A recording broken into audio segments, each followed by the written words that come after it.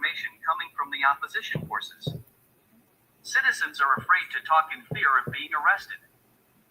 Roosevelt Scarrett has embarked on a campaign to tarnish the reputation of those who legitimately opposed his electoral legislation, which legitimizes his fraudulent elections. Freedom of expression is under attack in the Commonwealth of Dominica. Join the Electoral Reform Coalition and a panel of professional Caribbean journalists to discuss Free Press, Our Safeguard to Democracy. The Commonwealth of Dominica sinks into a brutal dictatorship. The silence hurts.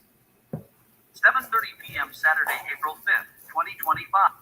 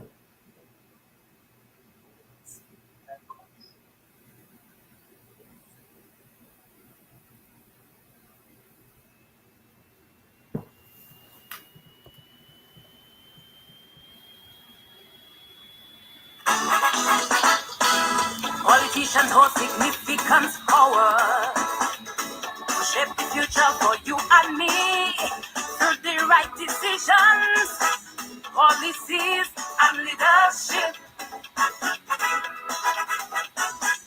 They can either empower the young people or create barriers that will stifle our ambition and potential to be the best we can be. So, Mr. PM, what's going on? The more we try and try, we still staying down. You created an illusion, an imagination of a bright, prosperous, wealthy nation. Some call you a mama Gaia, I call you a heartbreaker and a dream killer. We had plenty hope, but now we can't cope. You're a dream killer. Disregard of mental health while you busy gaining wealth. You're a dream killer. Some in NEP working for small money. You're a dream killer. You present a lot of things, we believe in you. No our life passing by, nothing coming through. Made a lot of promises, fulfilling a few. There is big celebration for us to praise you. Hey, we have a dream. Oh, our children have a dream.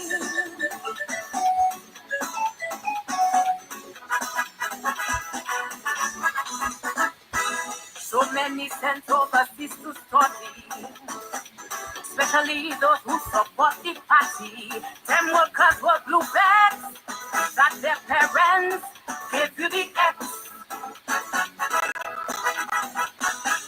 But every time Felicia come on Facebook Live, the thing she exposing makes me want to cry. And I wonder why you acting so sly and how my peers getting by.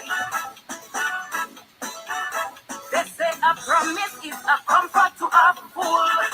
Some cannot graduate, you don't pay the school. All we hear is excuses and more promises, while the students down on their knees. Some call you a big trickster, I call you a heartbreaker and a dream killer. We had plenty hope, but now we can't cope. a dream killer. Disregard of mental health while you busy gaining wealth. You're a dream killer. Some in NEP working for small money. You're a dream killer. You present a lot of things. We believe in you. Now our life passing by, nothing coming through. It is so embarrassing while you there smiling. Baby gets at rambling, the college waiting. Hey, oh, if Felicia had a dream.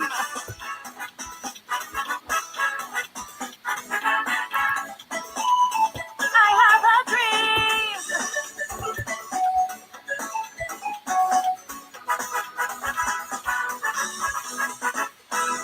With hard work and determination, we can reach our destination.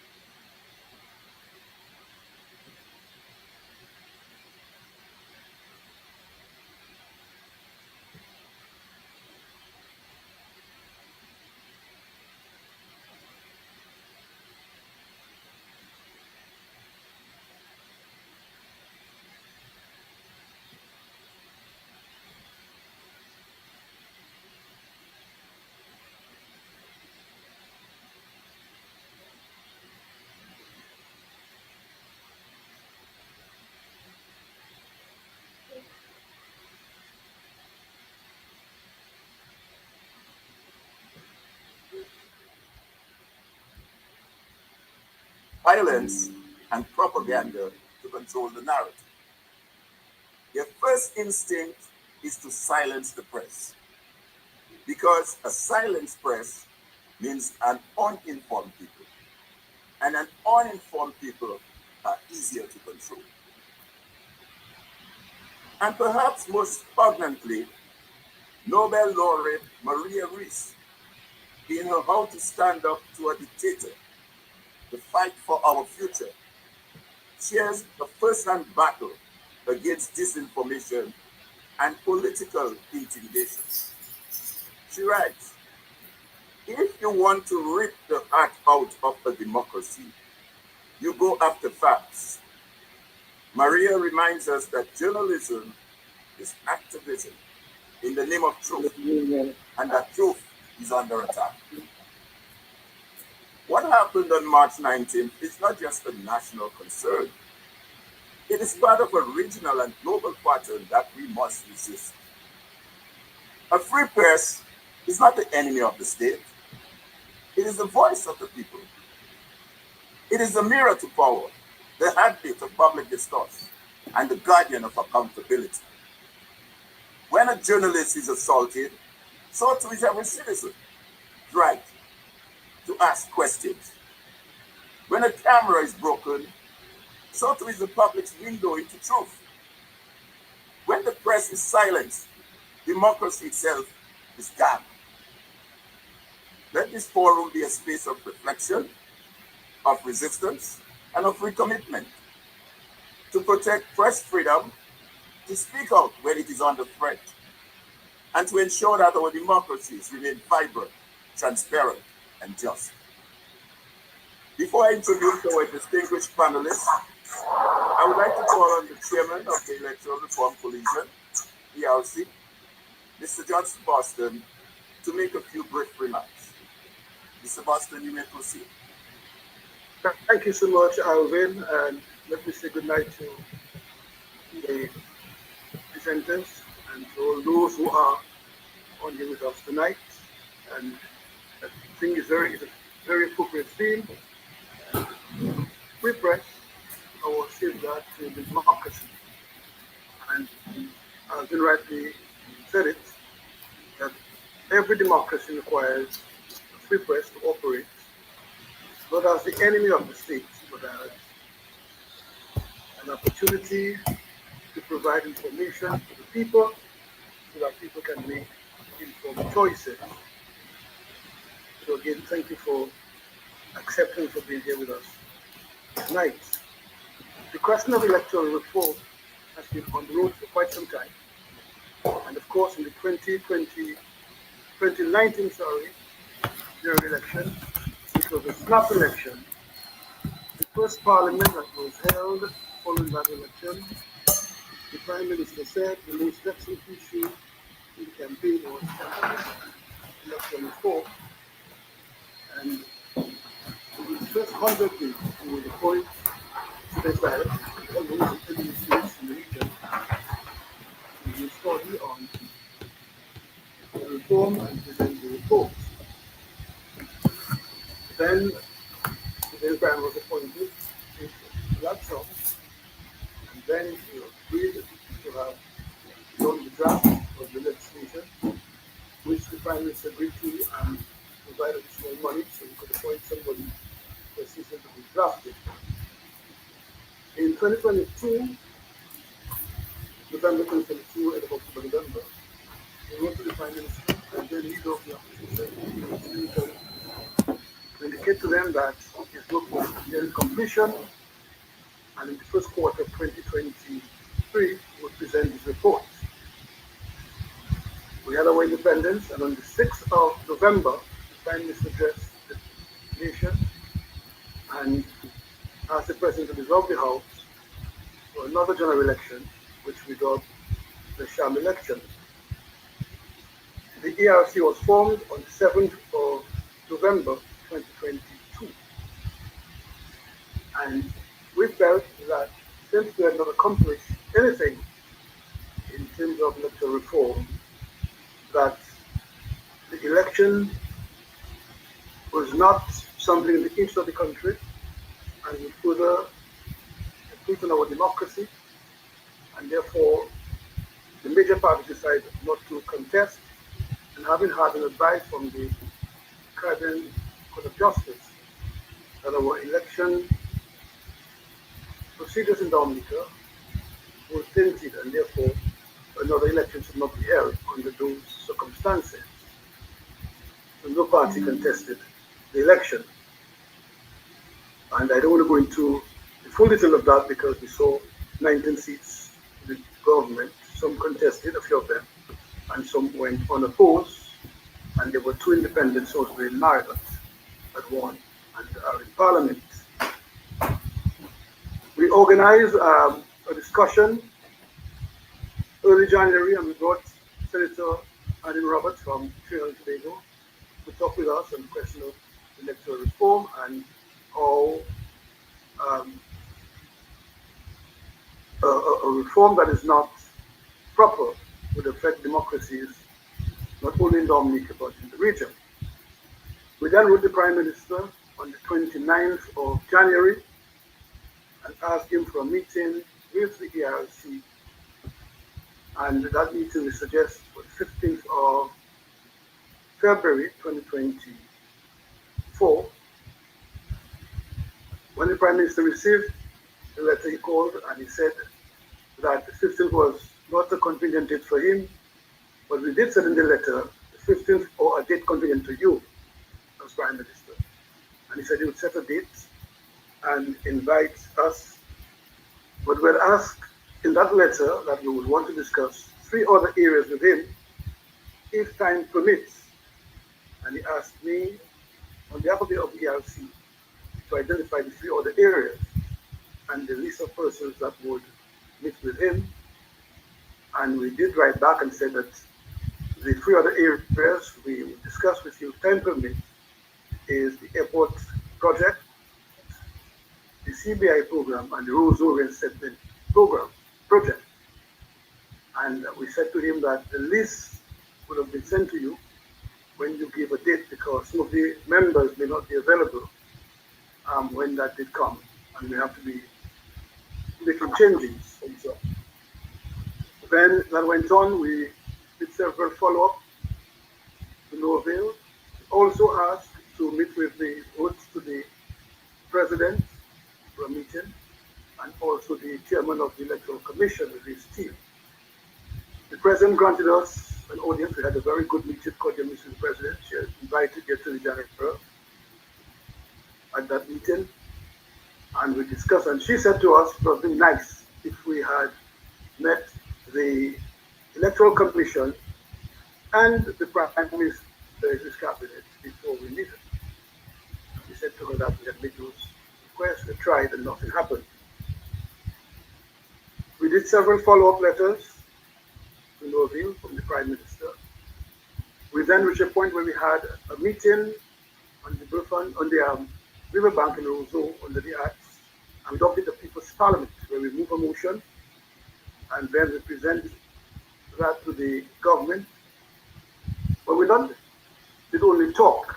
We made recommendations, and we had it in short-term, medium, and long-term recommendations to the government.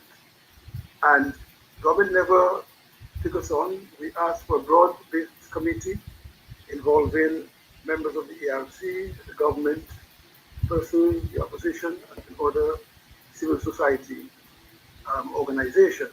Nothing happened in this regard. Then the Prime Minister, when the report was received from Sir Dennis Byron, he had what you call an opportunity or ceremonial to make the reports available to the various groups and organizations in the society. Then we have a consultation, that's the ERC, at UWI Center, and gave some lawyers and some other prominent individuals in the society to discuss. We look at today's Byron report, the recommendations that we made, the old laws governing the electoral process in Dominica, and we made further recommendations to the government. Then when the Prime Minister held his consultation around the country and he invited the political parties in Roseau at the State House conference room, we went and made presentation there where we participated. And across the country, some people went to those consultations. Then the question of campaign finance regulation was something that Sir Dennis Byron, in his report, recommended. And also the situation with the voters list, having have a population of say about 70,000 people, and the list was more than 74,000 voters on the list. We felt that was very troubling to us, and of course to a democracy in which we want to operate, and that you have a level playing field for everybody who wants to participate in the electoral process. In fact, the Prime Minister himself went around and gave the impression to those at the consultation that they themselves organized in a way to suit them, and said that the opposition wanted him to take monies from the treasury to give them to run their campaign, and that was, not true at all. So Sir Dennis Byron, in his investigation, recognized the kind of money that was spent by the incumbent and left the opposing party or parties without the same amount or something to be able to compete fairly, and recommended some level of campaign finance and regulation so that we could have a more playing field in terms of our election and for persons to be free to participate in the process. We continue. When the Prime Minister then appointed a committee, said headed by the Attorney General, and he said, if any recommendation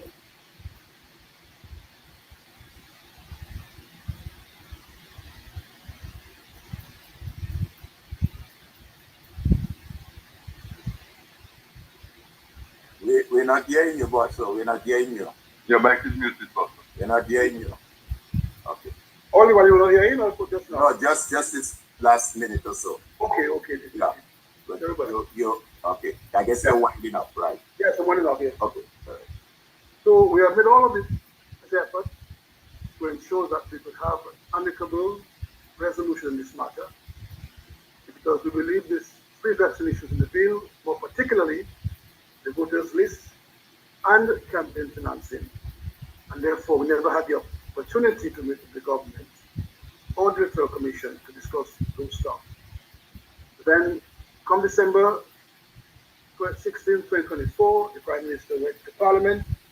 A few people showed up there and said they were having the first reading of the bill, and then the second and third reading would come in the first quarter of 2025.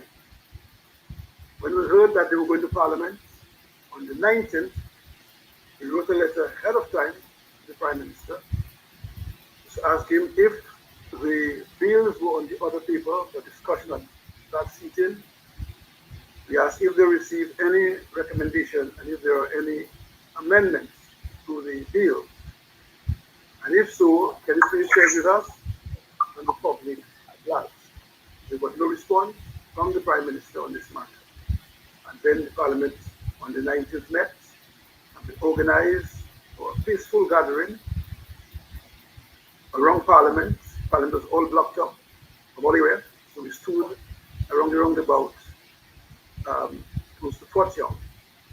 And of course, the road was already blocked by the police and so forth. And the rest we have all seen the photos. So let me just thank you for coming and for being with us, and to say to you, we made every effort in a civilized society to ensure that we could have a good discussion with the Prime Minister and his cabinet, so we could arrive at a sensible electoral reform bill for Dominica. The ERC is made up of prominent Dominicans, professionals, persons from the public service, retired persons from the public service, from the police service, from all the professionals, locally and abroad, Dominicans in the diaspora, and Dominicans locally. And we are all law-abiding citizens.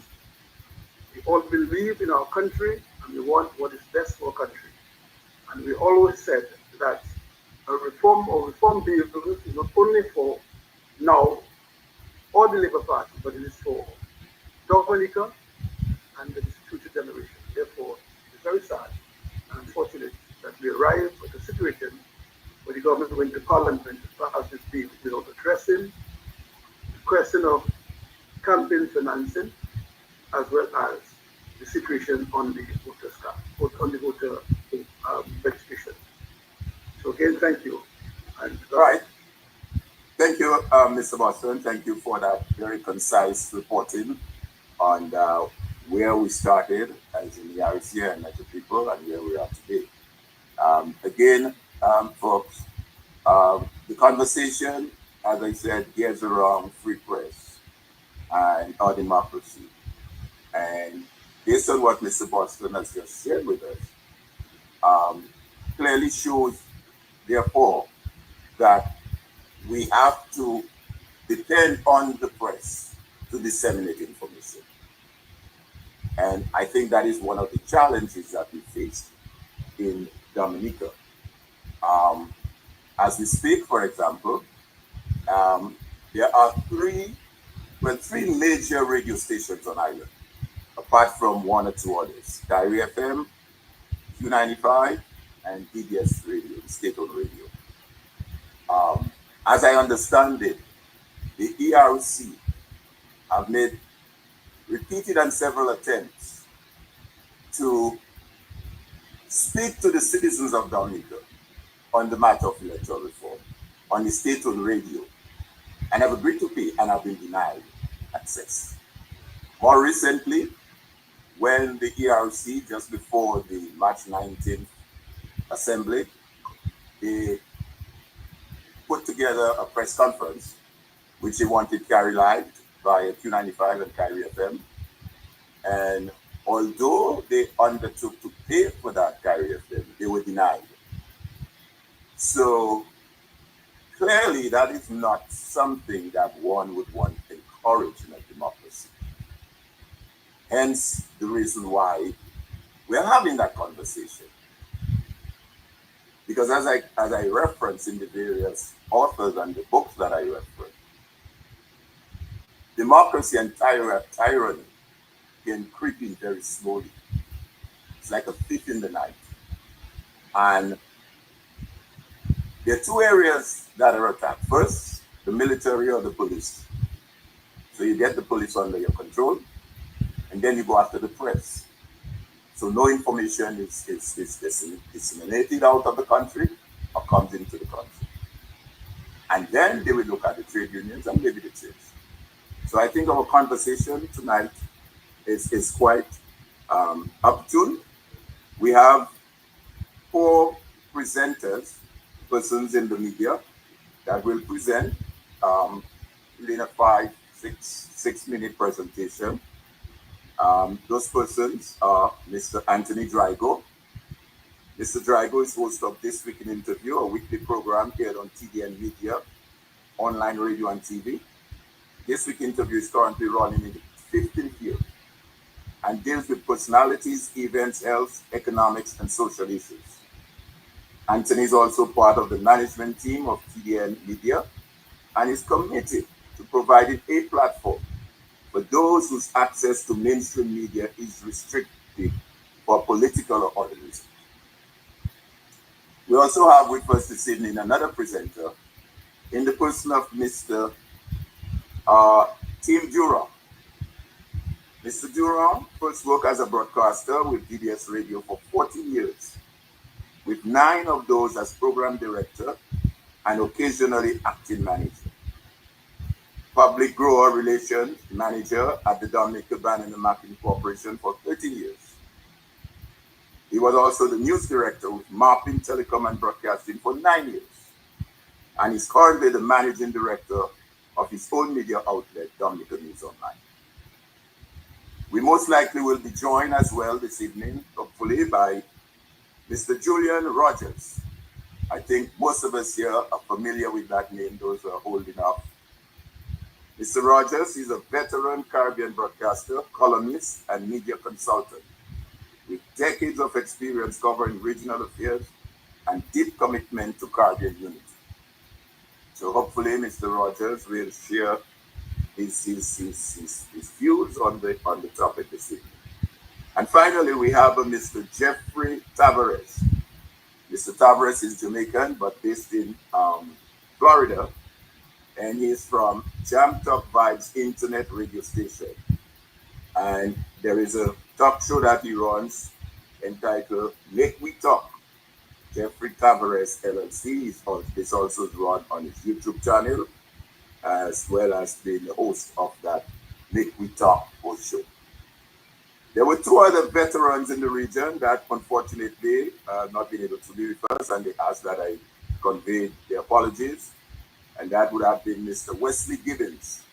He was the former president of the Media Workers of the Caribbean. He is currently engaged in an assignment this evening in Trinidad. As you know, Trinidad elections are right around the corner. So he's actively engaged in that. And then we also have Mr. Julius Gittins. He's a media lecturer and former producer of the Caribbean News Agency. As we speak, he's traveling. So unfortunately, he won't be able to join us. But they have both asked that I convey the best wishes and the apologies to you this evening. So having done that introduction of our panelists, I'm going to call on our first panelist, who is Mr. Tim Durant, to do his presentation. Following that, we will move to the other panelists, and then we'll open up the line for engagement, interaction from you, the guests. Mr. Tim Durant, you may proceed. Well, Alvin, thank you very much, and a very good evening to everyone listening. I just want to begin by saying that I did play some cricket in my youth, not at a very high level, but I was never an opening batsman. So I guess I'm given this task this evening to prove, how well I might have done if I were an opening batsman. Well, I knew that. Being an old boy of SMA, I knew that part, but I choose not to disclose it. Well, I hope you're not setting me up to get out for duck, man. Anyway, well, thank you, Alvin, for inviting me to be a presenter this evening. Well, when we spoke, I did not interpret my role as that of presenter, but as a participant. But I'm going to take up the challenge. And then thank you for all of you who are joining us this evening. My understanding of the reason for us being here this evening and this meeting is to assess the situation, the incident that occurred during the protest for electoral reform, in which the young lady who represented Igbo News was harassed and, I dare say to a certain extent, assaulted by the police in Dominica. And hopefully what we can do coming out of this exercise tonight is to come up with some real suggestions as to how we can deal with such a situation, how we can actually address it so that the situation will become better, will improve for Dominican journalists and for the whole idea of the ability of the media to participate in a fundamental aspect of our constitution, and that is freedom of expression. And so with what I want to tell you, first of all, that my experience in the media goes all the way back to the 70s, when radio was really a fledgling undertaking. Or it started with GDS radio, and then it started rather with Radio Dominica and evolved into GDS radio. And from the onset of radio, at that time, we understood that it was a state entity, in that it was controlled by the state, and therefore it represented whatever the information that the state wanted to disseminate. But eventually, that although it hasn't changed significantly in terms of structure, except that it became a statutory corporation in the 70s, 1976, I believe, but it has essentially remained a state functionary. And this is one of the problems that we face in this country for a number of years now, that we have not been able to establish and to develop the radio station into the type of entity that provides information as it is mandated to do for the country, as opposed to for a political party controlling the government of the day. And so we've had to deal with that, over the years. I personally ended up leaving EBS Radio in 1989 to take up another responsibility, another job at the DDMC, because I was not satisfied, with the fact that the station was still being politically controlled, and journalists who operated there then did not have the freedom, the liberty to ply their craft, in a manner that was commensurate with the responsibility of bringing information to the public in an objective, fettered and uninfluenced way. And so therefore, I felt that even if at the time I was offered the post of manager of the station, I felt that it would simply put me in a situation where I would have had to be battling the authorities every day to get my job done. And so I left. And this has not changed. And it touches on the point that Alvin made a short while ago.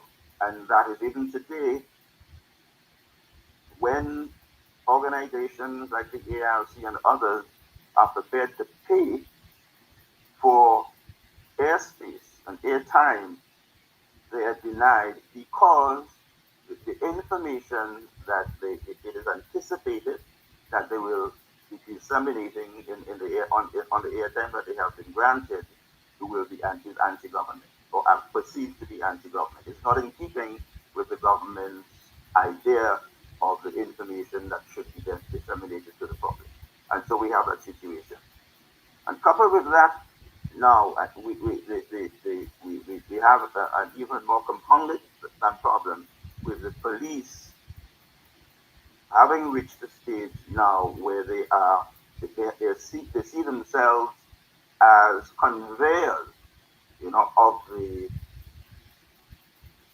if you will, the conveyors of the objectives of the government. In other words, the police no longer see themselves as impartial protectors of peace and the law, but they see themselves as representing the government. And what happened on that fateful day of the electoral reform, where this young lady, this young journalist, was harassed by the police, is a reflection of what is happening now, and that the police see themselves firmly as being there to do the bidding of the government.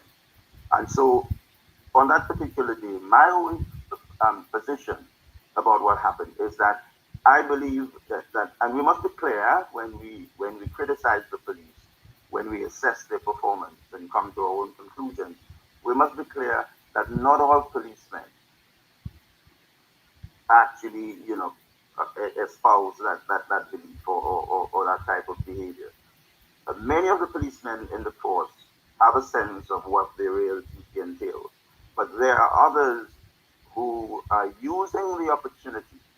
And I want to say very boldly that the individual who was involved in harassing the young lady, even if he knew that it was being filmed, even if he knew that it was going to be relayed all over the world, he didn't care, because he saw this opportunity as one in which he could advance, and to use his own word, advance his standing with the government, because his ambition and his desire is to be promoted in the force.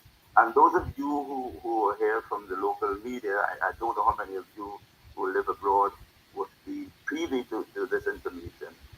But the background information about that particular individual is that he has been political, very political. His allegiance lay with another party, previously an opposition party, and then that changed because he saw an opportunity with the ruling party to move forward, to obtain the promotion, to advance in his position. And so that is what I think. In his particular case, motivated his behavior. There are others like him in the force. And I think this is where we are now. So it puts the police force in a situation where, because they are individuals in there who are prepared to behave in that manner so as to, if you will, position themselves to benefit, from whatever it is the government has to offer for loyal behavior, then it puts the police force in this situation where we as a people are beginning to wonder whether there can ever be the kind of relationship between the police force and the public that provides, the assurance that the police is there to protect us and to do their work as law enforcement officers objectively and fairly. And unfortunately, this is not the case. And I think there are many things. I mean, we can point to a number of things that can be done, a number of factors that may be responsible for the way that the police behave, but and we could point to things that could be done too, such as having discussions with the police, ensuring that we recommend stuff like conflict training that will enable them to be able to better handle situations of that nature. But I think ultimately it is going to be very difficult to resolve this problem, because once the powers that be, the leaders of this country at the moment, are prepared to support what the police is doing, in their name. So, in other words, since that incident, we have not heard any utterance from any government minister or the prime minister suggesting that, hey, perhaps you didn't behave properly, perhaps you didn't behave according to the expectations of the public in terms of what you're supposed to be doing as a police officer. We have not heard that. We have not heard anybody come out and say, well, look, we apologize. We did not, behave properly. We did not handle the situation properly. And so I have come to the conclusion, and I believe that what happened is sanctioned by the government, and therefore it is going to be extremely difficult to change the situation by improving the relationship between the police and the public, by facilitating opportunities for the police to be trained, to be made aware that their behavior is unwarranted. It is not serving the best interest of the country. And we have a problem that needs to be resolved by addressing it from a political standpoint. So I would say this, that with the current situation as is, we cannot forsake the whole notion of trying to bring the police and the community together, trying to find some common ground between the police and the community. But we have to understand that there is a political undertone to this whole thing. It is driven by politics, and we have to resolve the political aspect of that situation before we can, arrive at a resolution that is acceptable to the populace of this country. So, what I would like us to do this evening, because we all agree that what happened was totally unwarranted. What happened was a violation of democracy, of the fundamental rights of journalists, and other journalists to do their work effectively. And as such, we need to find a way to be able to get that message across to the politicians. And if the politicians cannot do anything about it, if they're not prepared to accept that something is wrong, if they continue to provide support to the police, and if there continues to be a number of policemen within the ranks of the police force who are prepared to act on behalf of the government, irregardless of what is required of them, then we need to be mindful that the journey is a long one, and we have to find a way to resolve this political impasse and situation which is now with the country. Alvin, I'm sorry I went a little overboard, but thank you. No, Tim, you did very well. Thank you. Fantastic. Great presentation. And like I said, you are a veteran in the business. You've seen it all. You've worked on the various political administration, going way back into the 70s, at least 4 different political administrations. So I think you can speak with a certain level of authority as it relates to media matters. So thank you very much for that concise and informed presentation. Let me just kind of reiterate something that Tim says, and I think he ended, and that too is the intention. What is the way forward? What do we do from there? And do we just shut our mouth and stay silent, say nothing, do nothing, see nothing? Or do we do something? And if we need to do something, what is it doing that we're supposed to do? The officer in question presumably was the one in command on the day of the assembly, because he was the one who manhandled and assaulted the journalist. And then he was the one giving the orders to advance. It wasn't even 2 weeks after that incident of March the 17th. This individual was promoted to the second highest level in the police force.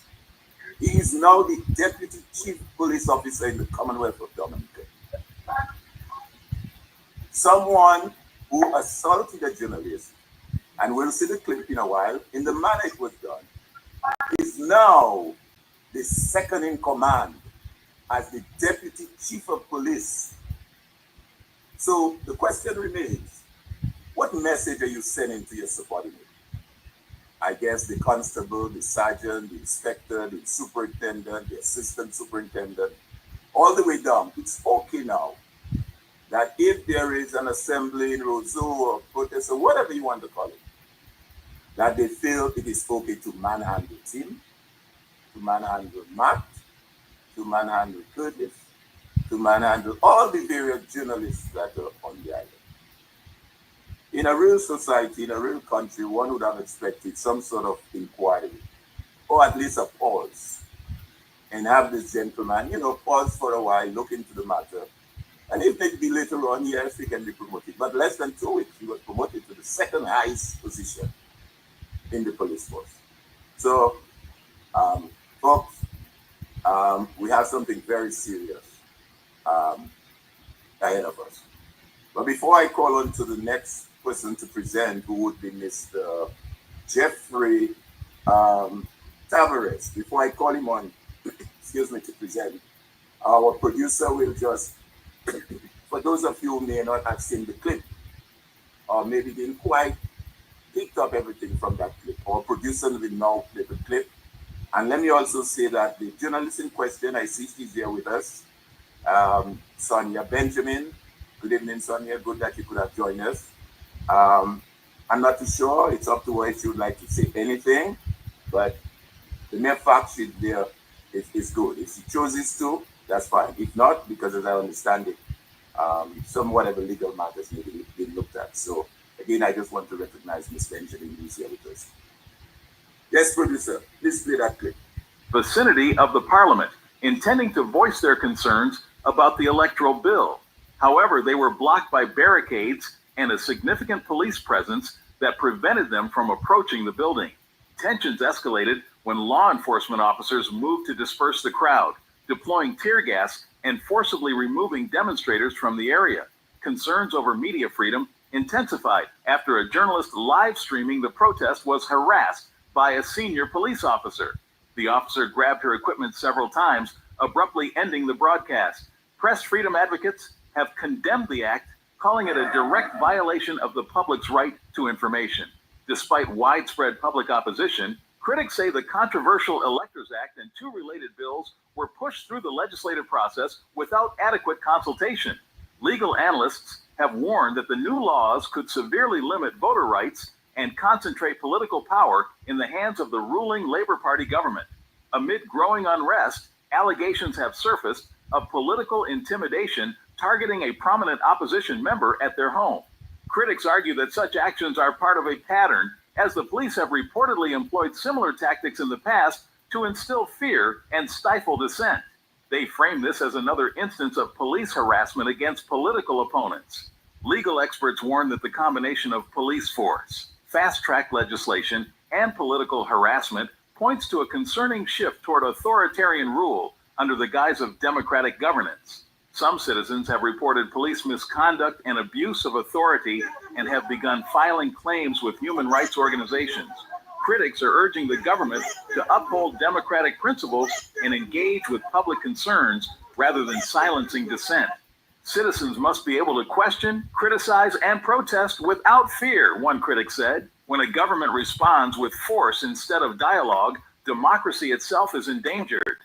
The situation in Dominica is drawing increased international attention. It is left to see how the authorities will respond to growing public dissent in the coming days. This is a developing story. Okay, thank you for that insert. Let me now move quickly to Mr. Jeffrey Tarves. Jeffrey, can you hear me? Are you with us? Jeffrey? Right here. Okay, great. Well, you've heard so far from the previous presenters, and I know you've done some interviews with Gabriel Christian and I think Dr. Thompson Fountain, and you had some conversation with me as well. And so I take it you are pretty much following what's on the ground. As a journalist yourself, media practitioner, could you first of all speak to what you saw in the video and from the information that you have available, and maybe you might want to contrast that, if necessary, if that's the case, with whatever patterns you might be seeing in the rest of the region. Good night, everyone. I'm Jeffrey Tavares from the Make Me Talk program. I was on my program one day, and I saw breaking news came across my phone that Dominica is in serious problem. You all are hearing me clearly? Yes, we are. Yes. Yeah. That Dominica is in serious problem. And I said to myself, what on earth is going on here? So I switched to the video and I started talking about it. And then I saw the video where the policeman was pushing the young lady. It reminds me of my beloved island, Jamaica. And when you see things like that start happening, when you see governments start arming the police and the army against its own citizens, there is something fundamentally wrong somewhere. And I sat there and I watched the video over and over and over. I have people call into the program and people giving, their input. In interviewing my good friend Gabriel and Dr. Thompson, I get a whole drift of what is going on. And if you look around the Caribbean, a lot of media personnel are afraid to come on mainstream media and speak about the level of corruption in government, even in Jamaica. Because they're afraid of their own life, they're afraid of their own family, may get hurt. And when you see a government arming its own security force against the people, then the people are going to get afraid to come out and say anything. For example, last night I was at a forum where the Prime Minister of Jamaica was in Florida, and I got up to ask a question. Someone came to me and said to me, "What question are you asking?" When I told the person the question that I was going to ask about 28 bank accounts that the Prime Minister has, and also about the whole thing with Cuba and China, I was only allowed to ask one question. And the question was pensions for Jamaicans living overseas. That is to show you that they'll go to the level of silencing the press from bringing out what they're supposed to bring out. And I will say to my fellow journalists and podcasters on this platform here, and those who are listening to me, if you cannot find a way to present what is going on in individual countries, and if you have to take to social media, do so. Because social media is taking over mainstream media. It cannot be that Dominica is a sister country of all of us in CARICOM. And CARICOM is silent on this. You don't hear one single member of CARICOM says anything about what is going on in Dominica. And I'm afraid that obviously Dominica is going to become the next Haiti of the Caribbean. And for that young lady who the police manhandled, don't stop doing your work. Do your work to the best of your ability. If those who are on this media here has anything to put out and you're afraid to put it out, send it to me. Send it to me. A lot of my friends are saying last night I was afraid to ask. I was not afraid to ask any question last night. But when you survey the room that you're in, you have to be very careful.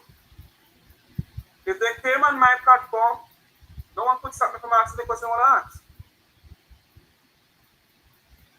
And I say tonight, all those opposition members in Dominica and the citizens of Dominica who are being locked up by their own government, it happened in Jamaica before.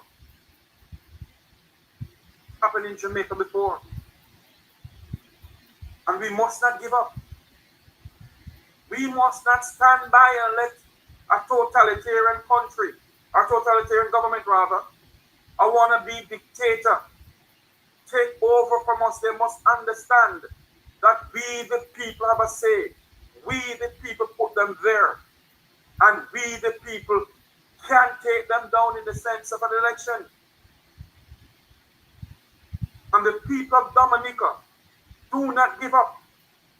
Continue fighting the fight for a better Dominica. Obviously, it seems as if these leaders around the Caribbean have secrets for each other. And obviously, some of the leaders around the Caribbean do not love their people. They love the power and the greed that they can get. And we must stand up for each other within the media fraternity. We all must stand up for each other in the media fraternity, and we must not give up. And we must not let each other down. We must come together as a family. If we have to have WhatsApp group, let's have WhatsApp group. But we must come together as a family and fight the good fight for freedom of the press, for the people of our countries. Thank you all very much. Thank you very much, Jeffrey, for those passionate presentation. I like the note that you ended on. It's a family. We have to come together as a family. I mean, I'm from Dominica, as everyone knows. I remember in the 70s and maybe the 80s to some extent, early 90s, you had a very vibrant media association. I mean, you had the persons, as you said, you had the Tim Dura, you had the Ken Richard, you had the Sherman Green, you had Mikey, you had, I mean, the list could go on and on and on and on. And it was a very vibrant media association. And they report on stuff. I remember, I mean, the Patrick John, they report on matters as it relates to Patrick John Parliament. They report on Eugenia Charles. They would go to press conference and they would grill Eugenia at press conference and ask questions. And what you saw in those press conferences with the media at the time, you had ministers answering the questions. So you had someone like Alan Carbon who would have to talk on communication. Eugenia not going to answer communication for you. The Minister of Agriculture would be. And even when we had under the Edison James administration. But now, there don't seem to be a family. And I like what you said, that we must come together as a family on that. And remember, in my opening comments, I made the point that when you think you are doing an assault on a journalist, you're doing an assault on the citizen, because this journalist is the mouth of the citizen. This man or woman that cannot say what they want to say and express and do not know the story, the journalist is here to tell the story. So thanks again, Jeffrey. You want to make a quick intervention? Yes, a quick point. Right, a quick point. And what we must all do is maybe analyze what we're going to say, yes, but never, ever you come out with a lie. Come out with the truth. And what I realize that's going on nowadays, that these politicians have people going around the rooms. When you get to ask a question, ask, what are you going to ask? If they tell them, oh, no, you can't ask a question, especially when they're on foreign soil. So what is going on? And try to convert a false into a truth. Thank you. All right, thanks, Jeffrey. So the next person I'm going to call on, because we hear press freedom, and you hear that word freedom, and you ask yourself, well, is there really a freedom, or is how does that relate to our constitution, or and we heard from Tim, we heard from Jeffrey. So I'm going to ask Justice Andre, who is here with us this evening, to just speak briefly on the whole question of freedom of expression, which includes the press, freedom of the press, and how does that relate to our constitution? Dr. Andre, can you go ahead, please? Yes, let me indicate my warm thoughts on being invited to be among such an esteemed group of folks, journalists, concerned Dominicans, and so on. The constitutional guarantees of freedom of expression is quite clear. It comes up in Section 1B of the Constitution. It also comes up in Section 10. But when we talk about freedom of expression, the question is this: freedom of expression for whom? A few years ago, we witnessed, and there was no public outcry, when the Prime Minister berated a young female journalist from the Nation station because she had the audacity to ask him a question which, quite frankly, zeroed in on his unseemly wealth. We had a few years ago, with respect to the House of Assembly, the Speaker of the House, now deceased, who banned a journalist called Kali John Baptist, I'll call his name, from reporting or attending at the People's House, the Parliament. But you know something? There was no challenge. There was no challenge to those egregious acts. No journalist should be banned from reporting the proceedings in any House of Assembly. But she was never challenged. We've had occasion, as you know, Mr. Alvin, they ordered journalists who had to flee Dominica because they asked, or they dared to ask questions to the political directorate concerning, for example, the unlawful accumulation of wealth. So the whole question of freedom of expression has to be regarded, or has to be construed with respect to whether or not you ask questions which reflect a support for the government. If you dare to ask or challenge these folk, the sort of retribution will be brought to bear against your head, your journalistic head, so to speak. This is not some revolutionary utterance. It is well known in Dominica among journalists.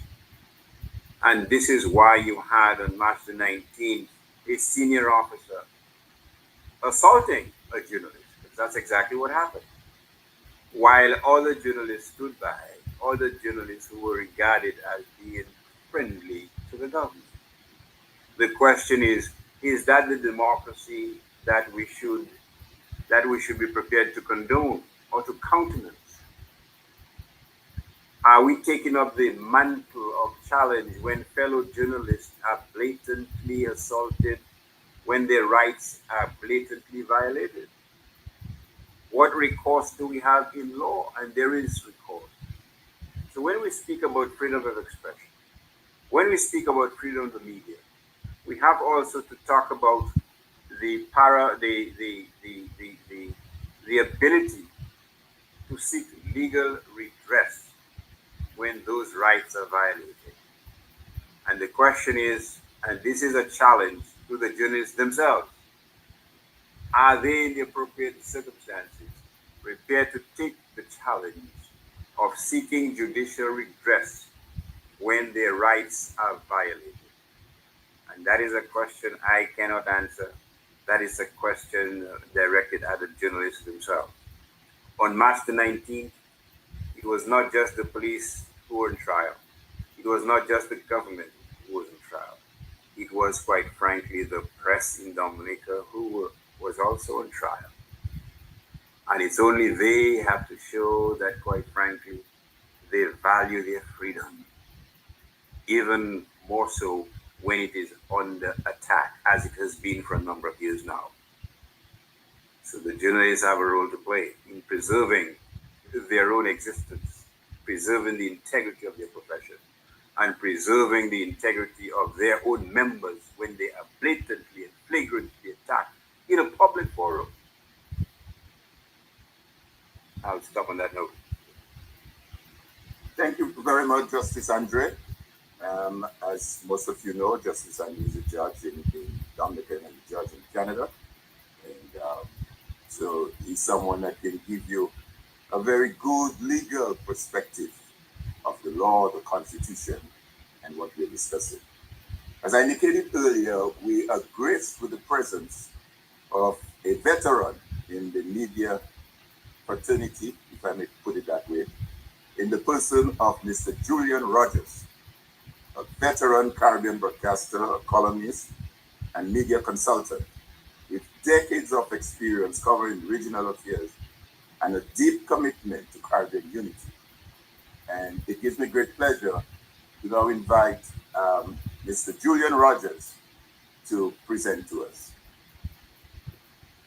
Mr. Rogers. Good evening. Good evening to you in Dominica. And I'm all the way in Belize. So I'm really not a flight away from you. So I miss that connection, the ease of connection to get to my The invite is still there, man. Anytime. to get to my beloved Dominica. So I know you invited me on. I didn't get any more of the discussion beyond a couple of minutes ago, but I suspect that. Well, I expect, and I understand why you would invite me on because of the article that I wrote. I want to start off first by making a correction to the piece which appeared on Major Isle. And that is where I made a reference to the courts deciding that the arrest of demonstrators was not on. I know everybody there knows it better than I do, that it was really one person that the court was dealing with at that matter. So I want to clarify that. And I'd asked Major Isle to make sure that they post an update from me as regards that. It is one of those things of following developments at a distance, and there may be some errors from time to time, but I think we in the media need to own up to when an error is made, that we need to clarify that as soon as possible. So let me get that out of the way. I'm watching this at a distance and at the same time feeling very, very close, only because I have been around in the Eastern Caribbean and the Eastern Caribbean media for long enough to remember a number of incidents and circumstances in Dominica. And I think that was the heart of my piece, where as every time that I heard of a disturbance, and I think you know very well that I've always been tracking Dominica developments, unfortunately, a lot to do with hurricanes in recent times and the impact that it's had on the country, and of course the recovery efforts as well. But I was very saddened to see the reports coming out of Dominica and to see the videos and so on. So I was particularly worried, and I'm still worried today because I spoke to one of my fellow journalists in Dominica who said that there were still people being arrested, etc. that situation is not a happy one for anybody in any part of the Caribbean. This is not a Dominica concern. It's for us as a region, and therefore, my expectation is that cool heads will come to the fore, and that somebody somewhere somehow will find a way to settle this situation and to cool things down. Because as journalists, you may say that we don't have a soul or a heart, but that's not true. We feel the same pain that you feel in your country anytime that there's something that is unhappy. So that my piece really was reflecting, because of my knowledge of the history of Dominica, that I could really talk to a generation of people who have not known of the disturbances in previous times, involving previous administrations, etc. And I think as a journalist, I have a responsibility to share the historical with an audience and to give people an understanding and a perspective. So that is where my piece was triggered. I don't know what else you want me to say at this stage, so I'm going to stop right there and ask you to challenge me, question me. I'm just a tool here in the context of things.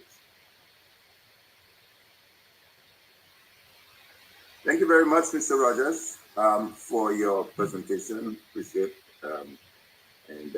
As we said, you're one of those persons who have seen it all throughout the region. So, and we know, having yourself worked in Dominica for some time, your heart is there in Dominica.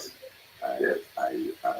We're indeed pleased that you could join us in that dialogue. So our final presenter I'm going to call on now, after which our producer will play a clip, just kind of taking us down memory lane. Protest is not anything new. We've done it under several administrations since before independence and since after independence. But before we do that, I'll now call on Mr. Anthony Drago.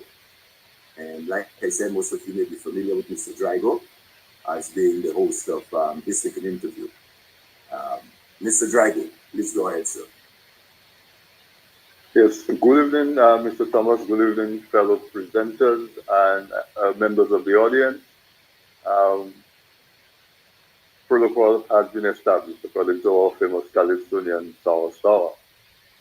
Protocol has been established. It's a pleasure to be here and on this panel where we're talking about journalism and the role of journalism, and I'll expand it to media.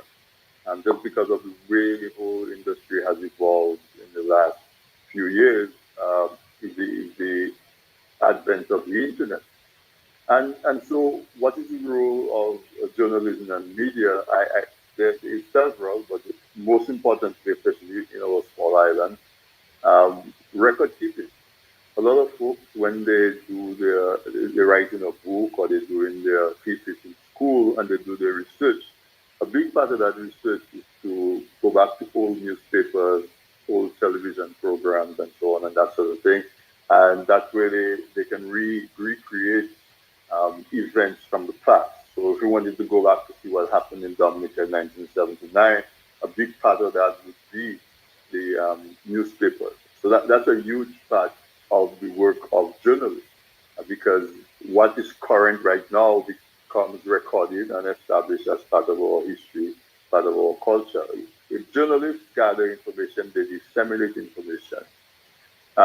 All of this can be put into one container, which is that journalists have a primary role of informing the public, informing local public, the regional public, the international public about events that are happening, and not just current events, but if the job is done properly, putting it in context. And so that role becomes especially important when we think of journalism. And I say in a democracy, our journalists are an important branch of government.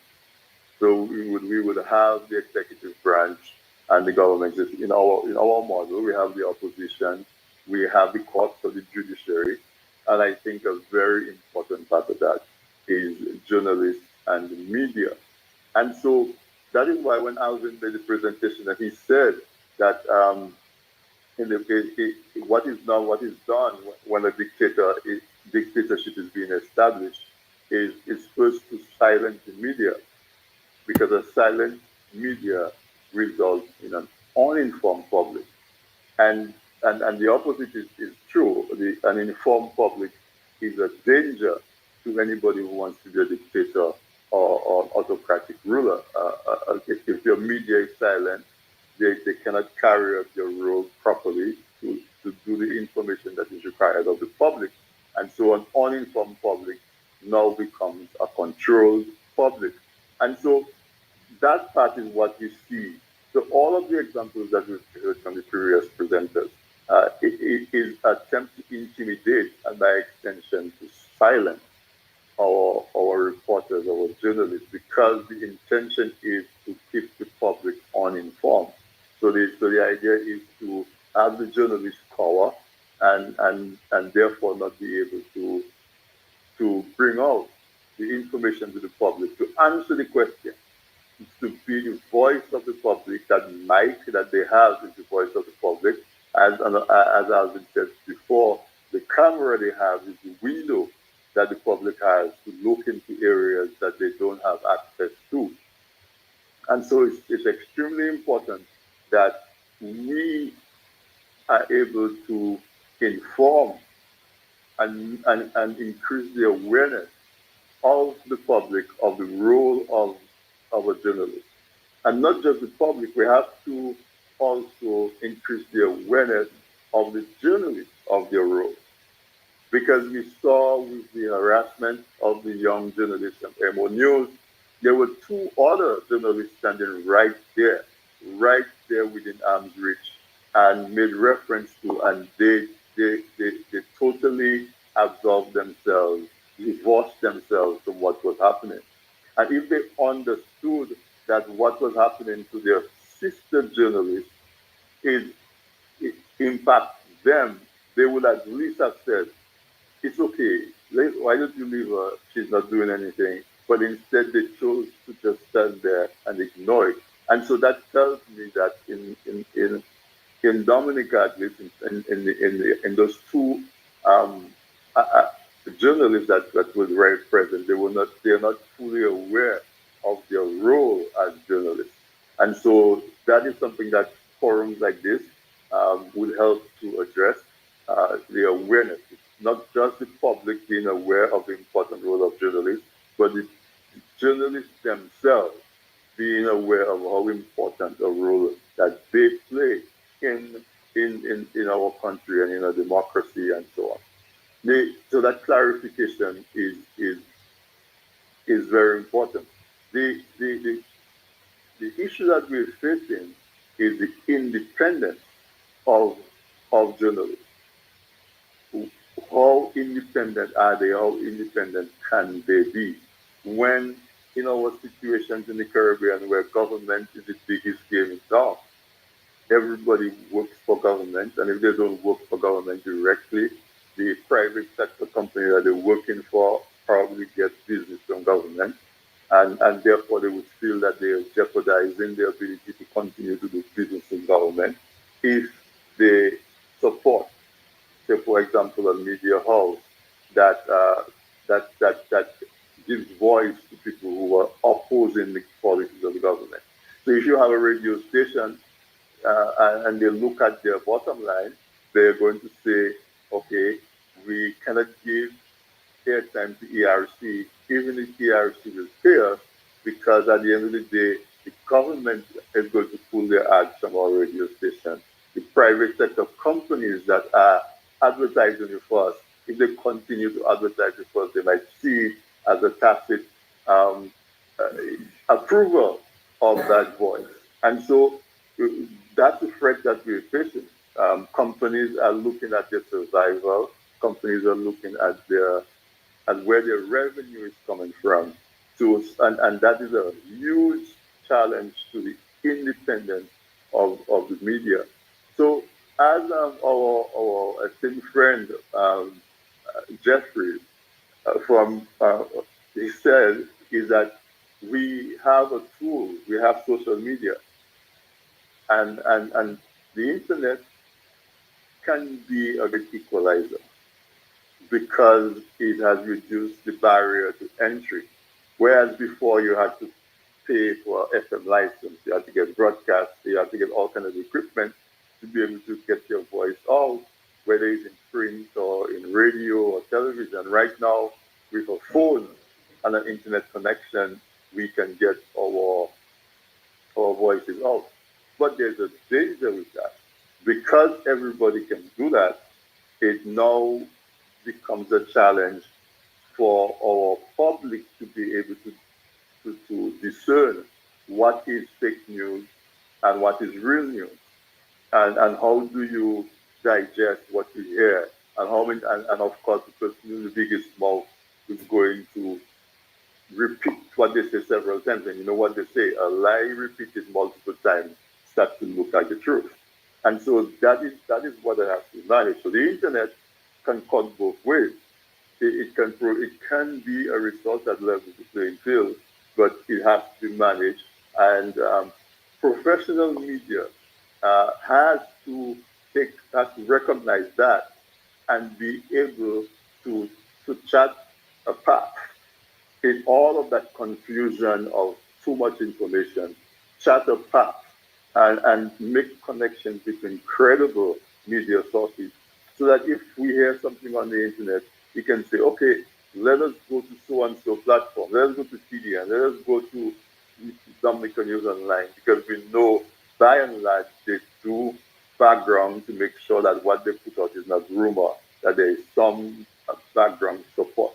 So as the professional media, the media association has to be able to lay that path down that somebody can come to when there is conflicting news or where there is sensational news that they can use to verify whether a piece of information is credible or not. The other thing that we would want to do as a public is we have to, if we recognize the role of the press, we have to support. So we have to uh, support them, whether it's in small advertising, sometimes simple things that like and views help because this is the lifeblood of our modern day media that people associate number of likes with credibility, with reliability.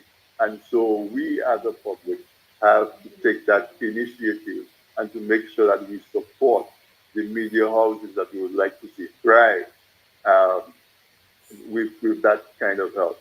The other thing that we can do is uh, just as we see policemen who may not necessarily be following the true personality or character of a good policeman, is because the the the the, um, the groups and the organizations that would preempt the police force, like Boy Scouts and the different types of uniform groups that young boys would get in, that would start to teach them more way to behave and to follow rules and discipline and so on. Those things are not supported the way they support it. So now you have a young man or a young woman that will grow up and they've never been in a group before and they suddenly go join the police force because they want a job.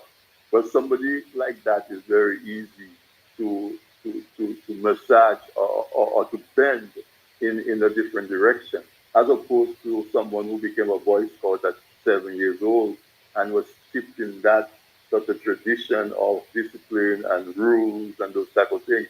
That person is going to have a character that's developed that is much more robust and more difficult to bend in the wrong direction.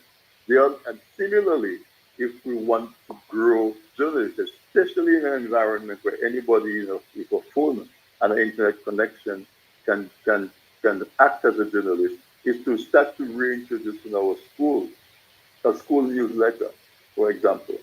Uh, and so somebody who's in high school has the opportunity to be an editor of their school newspaper.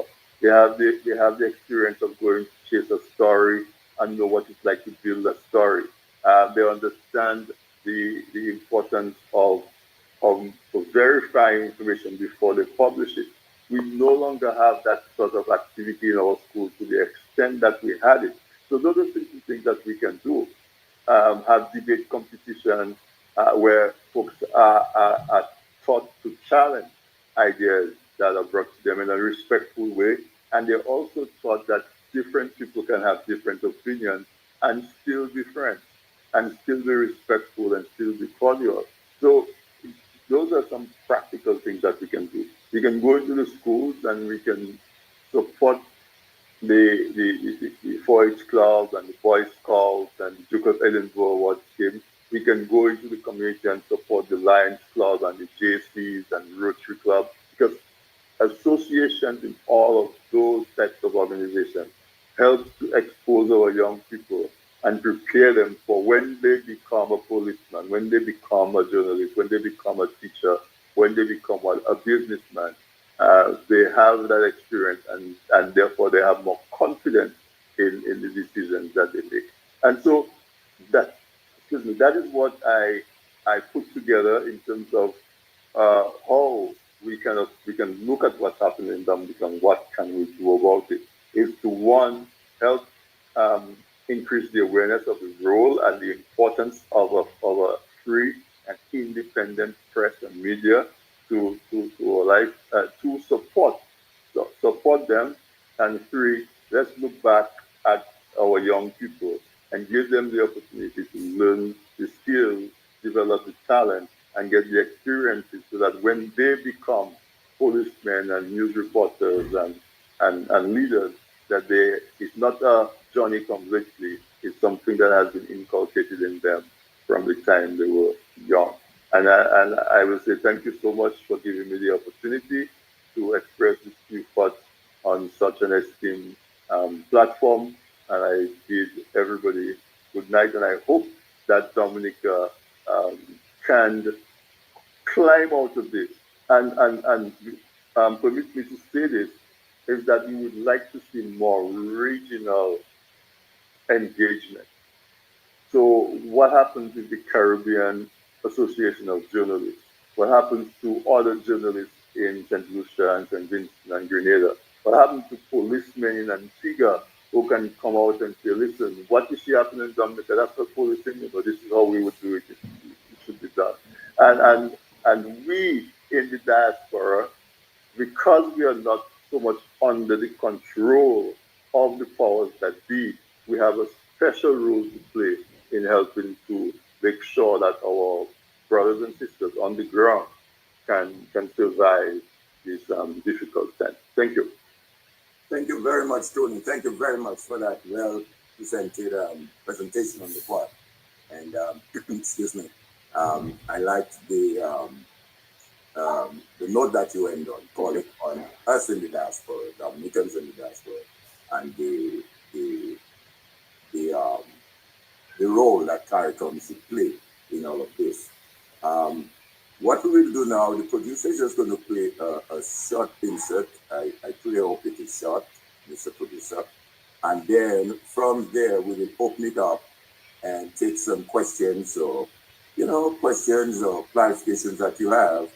And then from there, we will then look at, based on what each of the presenters have said, where do we go from there in terms of the ERC's role and what are some of the unfinished business, put it this way, that we need to address. Because some persons might be saying, well, the law is passed, why are you guys still there flogging a dead horse? What is there left to talk about? I'll say to you, there's a lot still left to talk about from the ERC standpoint. And that is why a free press must be allowed to express and articulate the things that are still left undone, that needs to be done, that are urgent. So, Mr. Producer, go ahead with your insert. We have to understand that in the activities leading up to the 29th of May, that the government of the day, perceiving a mood in the country opposed to the pieces of legislation that were being proposed for Parliament, mobilized its security forces.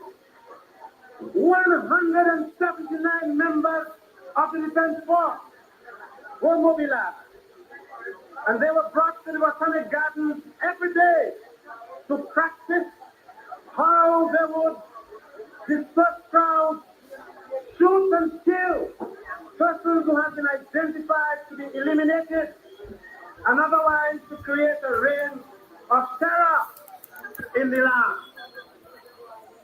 And the Union perceived this and mobilized their forces and sought as well to inform all of the people of the country of the dangers that face this country.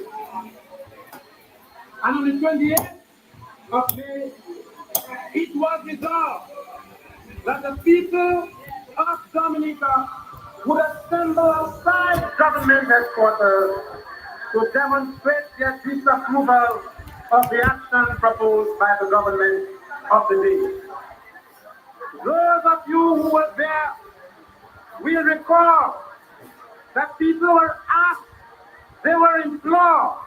You remember Zaboka on the 28th of May, myself and others, imploring the people, please, on the 29th tomorrow, when you go to government headquarters, no sticks, no stones, no bottles, no knives, nothing at all that could look like a weapon, because there were police and defense force out there, and no provocation. The only weapon that people were advised that they should have was a handkerchief or a bath towel soaked in water to protect their eyes and their nostrils from the tear gas which they expected would follow. And therefore the people who assembled outside government headquarters on the 29th of May 1979 were unarmed, peaceful citizens of this country, exercising their democratic right to assemble and to protest in defense of the Constitution and the freedoms guaranteed in the Constitution. And you will recall, brothers and sisters, that after people have been there for 2 hours, and the police have been there for 2 hours, and there have been no incidents, there have been no stones being thrown, there have been no injury, no riot. The defense force came up Kennedy Avenue. You will remember, and from a distance of some 200 yards, they opened fire and began to send tear gas at the people of Kennedy Avenue. You will recall seeing policemen in uniform dashing for cover, because the defense force was not acting in collaboration and in coordination with the police. The police were being tear gassed like everybody else, because it was a day when the defense force was let loose on the people of Dominica. So, here you are it, folks. History can be a brutal thing. Sometimes if you don't know your history, you're likely to repeat the mistakes of the past. And sometimes it's just good that we go back. And that is the role of the press, to go back in history and make that contrast and ask the hard questions. What is different now that was different in 79 years? The right to assemble and the right to protest as a citizen. And I will pause there, and if anyone has any question they want to ask, or I see team hands up already. If any of the panelists wants to expound on what their fellow panelists have said, I will go ahead and take that. try to be as brief and concise because I know, though we don't have that many persons here, but I'm sure there are several persons that we want to make a contribution, or as I say, the panelists to come back and to expand on either what they said earlier or what the fellow panelists may have said. So, Tim, Mr. Dura, I recommend you, sir, you're doing the opening batsman again, boy. You seem to have batted pretty well in the first inning. Well, you seem to have prepared me, Alvin, you know? Thank you. I'm glad I was able to do that that. position, which I'm gladly embracing. Yeah. But I wanted to add to what Anthony and earlier on Jeffrey Tavares, have suggested, and that is there's a need for the banding together of the media in Dominica, for coming together, for the strengthening, of the media presence on the island, and also in terms of the creating a oneness and a sense of purpose in terms of how we would like to exercise our role. But I want to point out that one of the biggest challenges we have in this regard is that the political polarization that has gripped the country for a number of years now, we know that there's a serious political divide in this country. This too has affected the media in Dominica.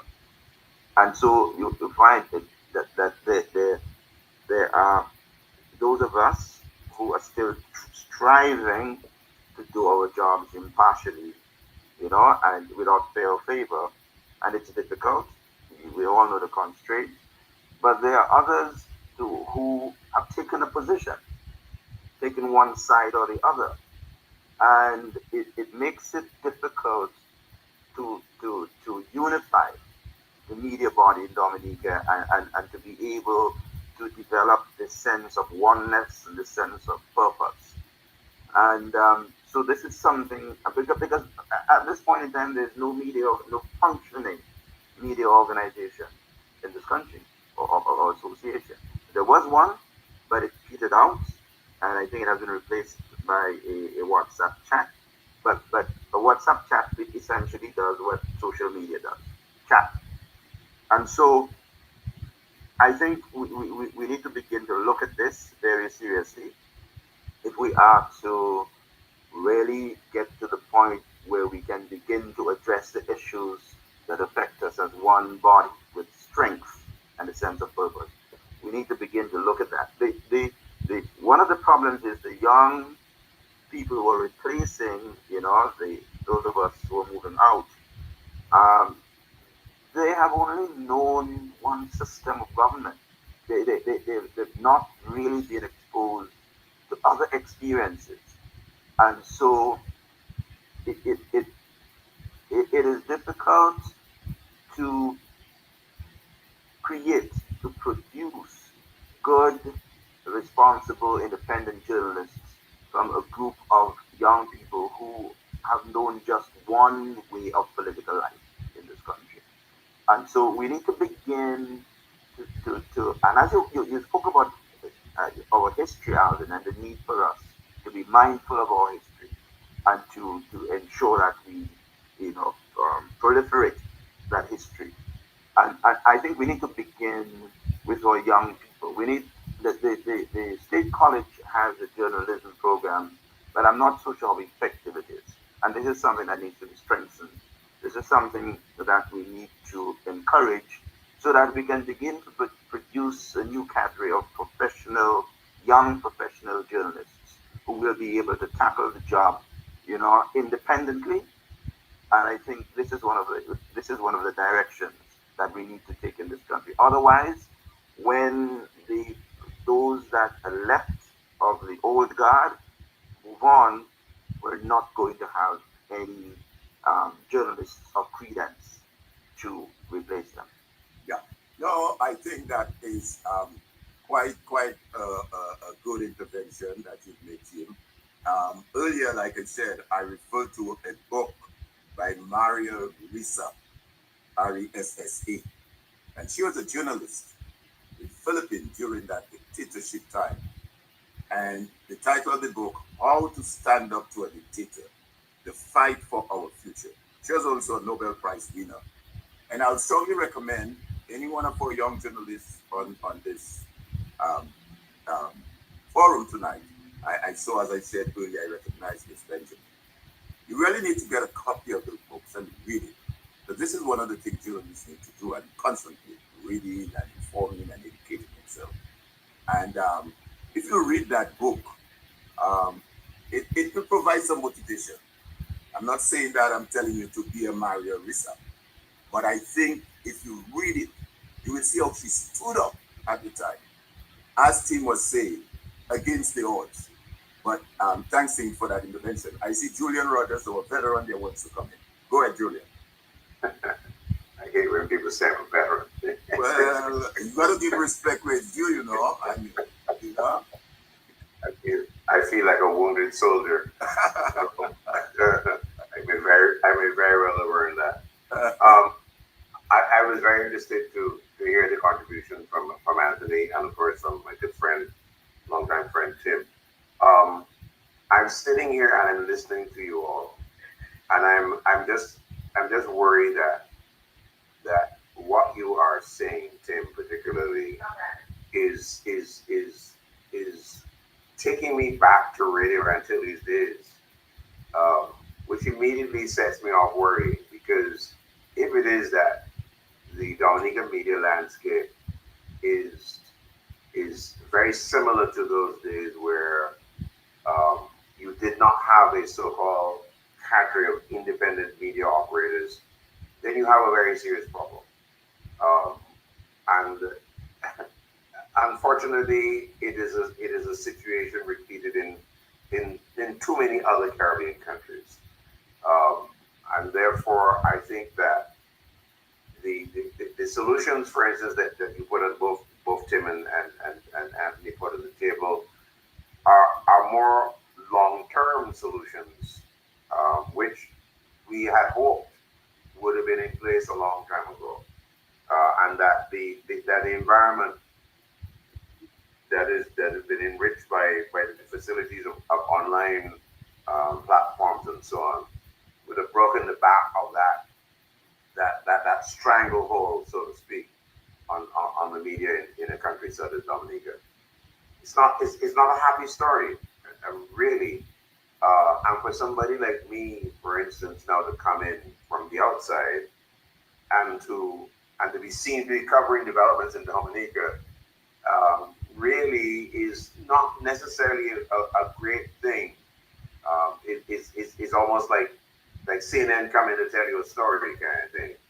I mean, with as much respect that you have for me, my intervention really is one of attempting to share the story of Dominica with the rest of the Caribbean, because I think that is my responsibility as a journalist. But at the same time, the people of Dominica who are operating as journalists must be also telling the story and be free to tell that story without let or hindrance.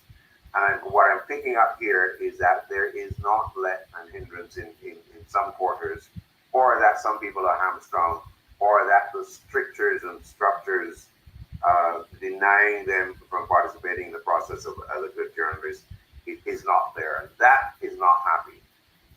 You talk about the importance of having other journalists across the Caribbean respond to to your crisis, because that is really what you're talking about in the Dominica situation. I can tell you, for instance, that the Association of Caribbean Media Workers made very strong efforts to ensure that you had a functioning media association in Dominica. And I remember we were assembled in Barbados. I'm trying to remember now how far back it was, but we literally had a representation of two associations of media groups from Dominica. And we had urged them to get together and form one unit, because we recognize the danger, which you pointed to, of the political forces, whether it was politics, or it was just personality politics coming to play in this context. Because if you do not have a representative body, then you have a challenge of the media being picked on by individual personalities. Um, and you really need to be in a position where, look, if you have to deal with the police, there has to be there has to be some organization outside of the owners and operators of media entities in Dominica who can sit down with the commissioner of police or the hierarchy of the police, as the case may be, and say, look, this is how we expect that we will respect you and you'll respect us. We have a responsibility to tell the story, whether you're rioting or whether you're demonstrating or whatever the case may be. The journalist has a responsibility to report exactly what development is and should not be hindered in carrying out that function. Unless, as a human being, you really challenge the police on the ground or behave stupid or whatever the case may be. But you cannot and should not have a situation where the respect is not there for the journalist operating in telling the story, and whether the story is good, bad, or indifferent. I mean, we look at the international coverage of journalists in war zones, etc. Yes, they get killed in Gaza and whatever else. But we in the Caribbean are supposed to be a zone of peace. Therefore, I don't expect that a journalist operating in Dominica is going to be in danger or be hindered in carrying out the function, as the case may be. It suggests to me that that if that is the case, then there's a lack of respect for the journalist and the journalist's role in telling the story, in reporting the developments in the country. We have to. We can't be expected to carry out our function and be concerned. Well, we are concerned about our safety, personal safety, as the case may be. But we have to tell the story. I know some of the stories are not good, but that is our commitment. That is the sacrifice. Because I mean, you know, Tim will tell you, journalists don't get rich. We're only rich in terms of our commitment to carry on a function that we consider is crucial for the democracy of our countries. That's what we do. That really is it, right? And that really is the heart of for instance, where I pointed out that I made an error. I want to address that error right away and let people know, look, I didn't get it right, and I'm fixing it. And that is my responsibility. And therefore, I think that what I'm hearing and what is worrying me is that there is an environment that really and truly has not changed in what, 30, 40 years, Tim? Maybe longer than that. And that is not encouraging. You cannot have Tim saying that, and on the other side, and Anthony on the other side saying, well, we need to train young journalists, blah, blah, blah. We're going to train young journalists to operate in this environment. That doesn't make any, that is not attractive. I'm sorry. No young person is going to be a Matt Peltier, and so on. They will not take up this particular role and function and see it as their duty if it is that they are hindered in carrying out what they've been told by their editors, who says to them, look, we want you to go and cover the protest that is being staged by opposition forces or whatever forces in Roseau. The journalist is not going to feel that they must risk their life and limb and livelihood, which is very important here, to be able to cover a story if it is that they are not respected in carrying out that function.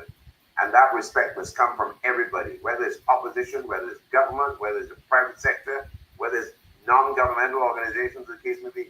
You have to come to a level of respect for the journalist's role in all of this. Journalists, the people who have started newspapers over the years, etc., one-man operations and so on, they didn't set out to become rich doing this. And while I'm talking about the rich, when Anthony talked about the whole financial complex in this matter, look, the economics of operating media in the Caribbean has been totally upside down because nobody's making any money. So therefore, if people graduate from State College in Roseau tomorrow, and you ask them what field do they want to go into, or they'll say, I want to be a lawyer, I want to be a doctor, I want to be this, I want to be the next thing. Very few of them are going to say that they want to be journalists. Why? Because they do not think that this is a role that is respected, first of all. Secondly, they will be told, like I told some people, you're not going to get rich, right? There's not a lot of money in this, as the case may be. And they're fully aware that the economics of business, period, not just media business, the economics of business is not such that it supports the maintenance and sustenance of media operations. And we have to face the facts of the time. And really, people like Jim and many others who have sojourned for a long time in this industry will tell you again and again of their particular experiences where their commitment has not brought them riches or whatever, but the only richness is in the experience and in the continued commitment. I think people must respect that. I don't, and that respect has to come. I'm not pointing at the government now. I'm pointing at everybody, government, opposition, business leaders, as the case may be. Because I will say one last thing.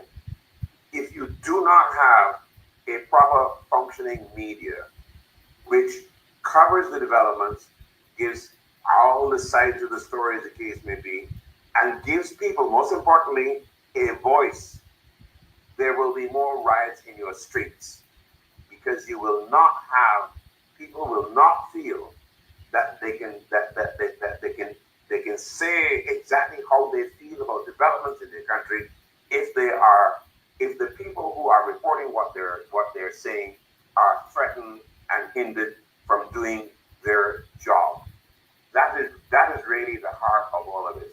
I think I'll stop there, because I just want, when I was invited to this session, somebody said to me, "Boy, you're going into this, blah blah blah blah." Look, I am old enough to take my lips from wherever it comes from. I've done that, but I think that if I sit here in Belize and I hear that Dominique is hurting, I am hurting. And this is not just as a journalist now. This is a human being, because this is a country that's looked after me when I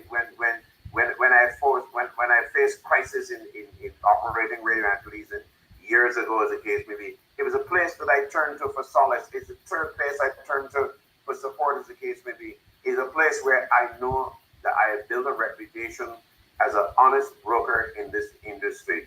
And I'm saying to everybody involved, Dominica does not need this crisis. Yeah, thank you, Julian. Thank you very much. I can see the passion they're running in you, man. And I know exactly how you feel and where it's coming from. And I really, really appreciate that intervention. Tim, you might want to put down your hand. I see it's still up. But you made a very fundamental comment here, which is a function that is the journalist, a function that is crucial to our democracy. And that is what we're seeing, guys. If we do not get a handle on this, our democracy is being undermined. Don't take my words. Take the words of the four authors that I referred to. Timothy Snyder in Tyranny and the two other authors. We are slipping into an area of dictatorship, and our democracy is going to be affected.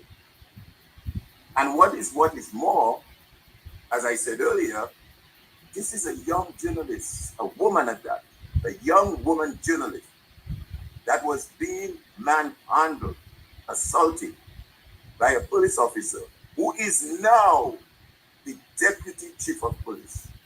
Think of that for a minute. Just kind of marinate your minds on that.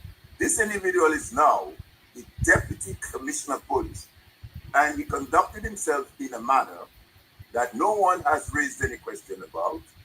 The media fraternity, there's one in Dominica that's not raising anything. And this is the gentleman who may tomorrow, today or tomorrow, is going to sign off the permission for protest or meeting or assembly, whatever it is. And he was on full display while we trip with a journalist. So I'm saying all of this to say, and I understand how Julian feel about it. And hopefully, our hope is that coming out of that dialogue that we're having, that those of us in the media and Dominica and outside of Dominica can, as we say, join hands together and see how we can address this crisis. It is a crisis. How we are to address this crisis that we have. I see Queen Esther want to make the comment. Go ahead, Queen Esther. Queen Esther, unmute. You're muted. Yeah. Yes, good evening, good evening. Queen Esther is Rosie Felix, the one and the same. Okay. Yes. Good night, everyone. Good night, everyone. Good night. I want to commend and applaud, salute all the journalists on this platform tonight. But I want to single out Miss Benjamin of Imo News. I was at the protest where she was abused by the police officer, the senior police officer. I didn't witness it live, but of course the cameras don't lie. And I was appalled to see how the police officer treated a woman, a media personnel. Miss Benjamin was quite brave. She did not give up. Miss Benjamin, we spoke after the fact, and she was just brave, and I feel she has far to go. She has far to go. But the interesting thing, and well, not interesting and not surprising, I have this movement, Rosa Sparks, after Rosa Parks, some of you may know. And I formulated a press statement. Now, usually as press, you ask for a voice clip. So I did not send in the text. I just did an audio recording. And I sent it to one radio station in particular. Before I put it online or anywhere, I sent it to one radio station, and that was DBS. And I sent it deliberately, just to see if they would, air it. Of course, it went nowhere. I let a couple days pass, and then I put it on Rosie Sparks' page. I think I sent it to DNO, and I think to one other media house. But it is very disturbing. If we muzzle the press, when we begin muzzling the press, we know where we are going. We are heading down a precipice. This is very bad news for Dominica. It's very bad news for the region. Mr. Thomas, you asked a question going forward, what next? I want to recommend that the media people in Dominica begin to regroup and revive the media association, or form a new one, whatever it takes. Regroup. Also, I every day of the year is awareness for something. May 3rd, less than a month away, is International Press Freedom Day. That's right. So take notes. May 3rd, Saturday, May 3rd. So media houses in Dominica, media personnel, the region, we should do one big something and highlight that abuse of this woman in Dominica. And so we're not going to let it die. We're not going to let it die. The media people have a responsibility to keep it, there on the front burner. Of course, you mentioned that. We've seen the gentleman has been rewarded, which we all know that was what he was. That performance was for reward, which he has gotten. But it must not die, because if a police officer violates a media personnel and goes unpunished, that is the end of it all. So that's my contribution tonight, and I thank all of you media people for bringing the news to us when it's good and when it's bad. Bring it out once it's the truth. Thank you very much. Thank you, Rosie. Thank you, Rosie Felix, and thank you for the work that you've been doing on behalf of the women in Dominica. You could raise your hand, put your hand down, and sit still up so I can know that you're done. Thank you. Anyone else want to chime in? I think I recognize. I think I saw one or two other media persons there. If you want to chime in, now is the time to do that. Justice Andre is still with us. Any comments you want to make based on what you've heard so far and what is developing on the ground? Well, what I can say in summary is that there is a growing realization is that democracy is not a spectator sport. There's a growing realization that the rights that are enshrined in the Constitution are not there as window dressing. There's a growing realization that persons, to ensure that their rights are preserved, have to take the adequate steps to ensure that they are preserved. So that it is incumbent on every citizen of the island, every person who bears witness to a blatant transgression, a blatant violation, an egregious act which basically diminishes the Constitution.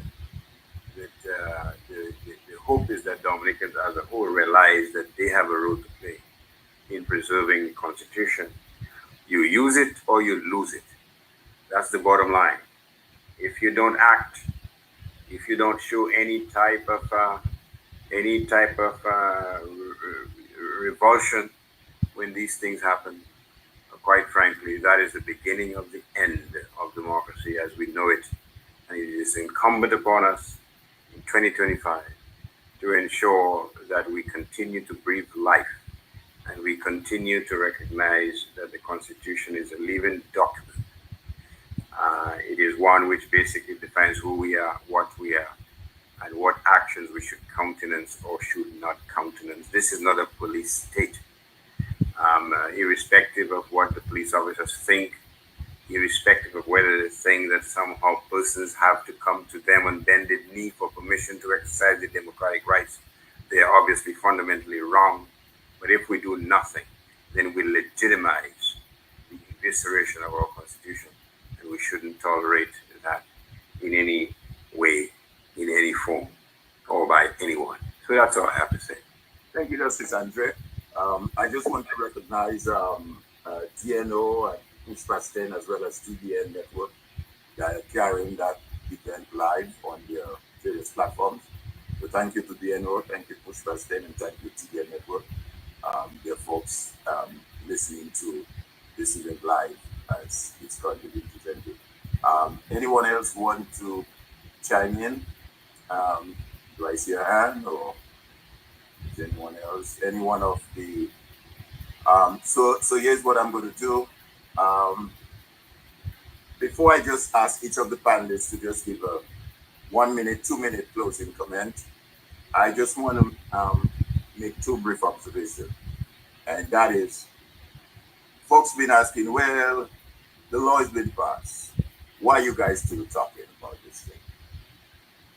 Let me say, though, that the work of the PRC is incomplete.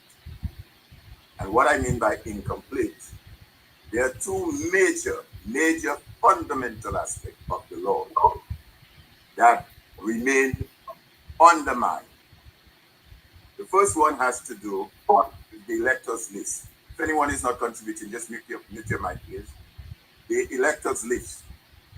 And as you may have heard, the government chose to do reconfirmation instead of re-registration.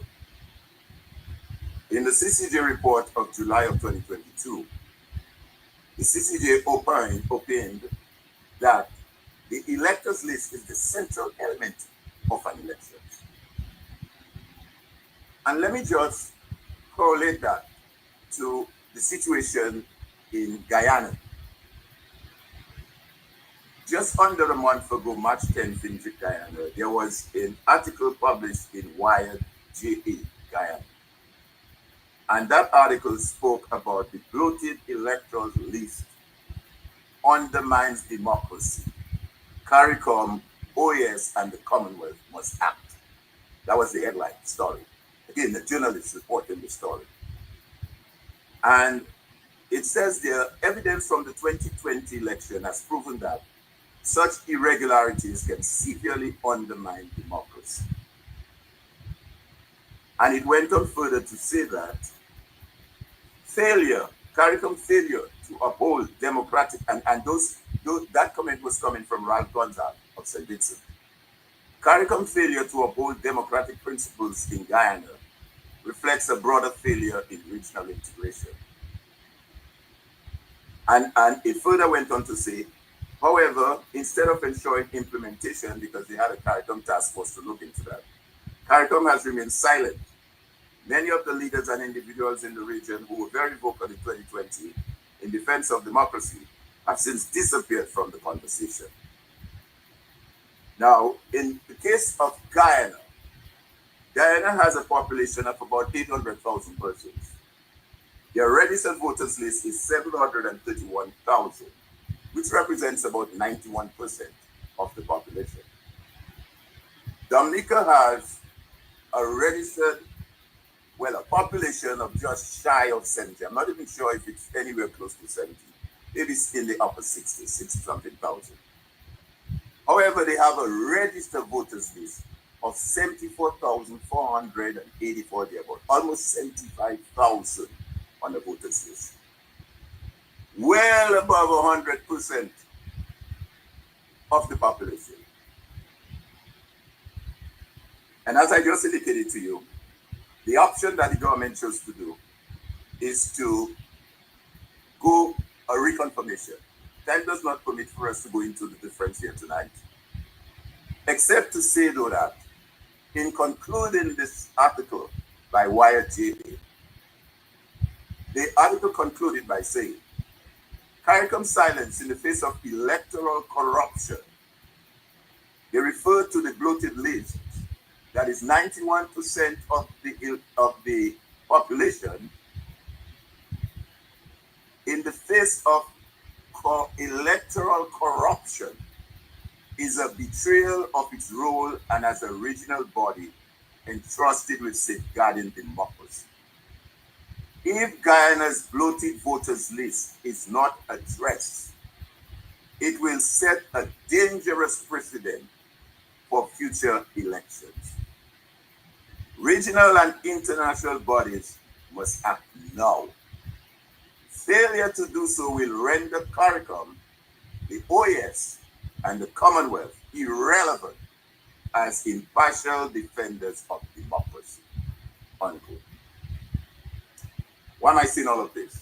I'm saying all of this to say the work of the ERC is not completed. Because while you may say a bill has been passed, the current bill and the reconfirmation exercise that has to be undertaken has a time frame of 15 months. If, however, an election is called before that 15-month period is up, the government will use the corrupted, inflated voters list of almost 75,000 to conduct elections. The corrupt list. And herein lies the work of the media and the journalists to present the facts, to present the information, so the citizens can make an informed position. Let's look at one other area very quickly, which has to do with campaign financing. That too is an area of contentious, which the government has refused to incorporate in the new legislation. And I'm referring you now to a document prepared by Mr. Julian N. Johnson. And that document is dated March the 15th, 2025, less than a month ago. And Mr. Julian Johnson, for those of us who may not be familiar, is a barrister at law and a solicitor, and a mediator of the Eastern Caribbean Supreme Court and Notary Public. He was also the chairman of the IPO, the Integrity Public Commission, and was once the secretary to the cabinet for several years. Very senior and experienced public officer. Here, let me refer to you briefly on the matter of campaign financing that was reflected quite adequately in that document.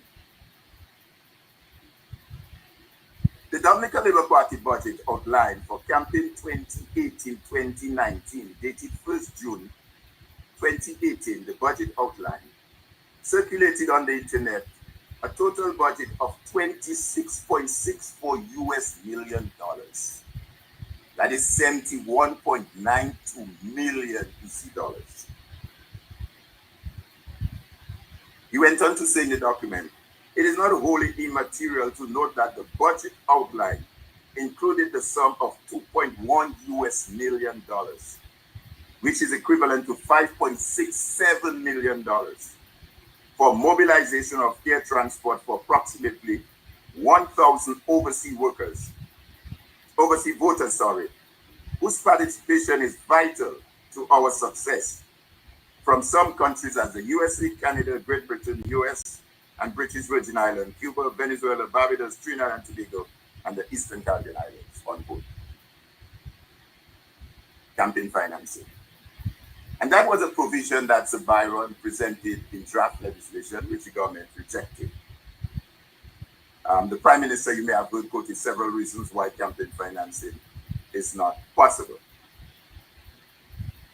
But let me just refer to briefly for you. It shouldn't take that long. And I would strongly recommend to persons in the media obtain a copy of that document from Mr. Julian Johnson. It's online, it's available.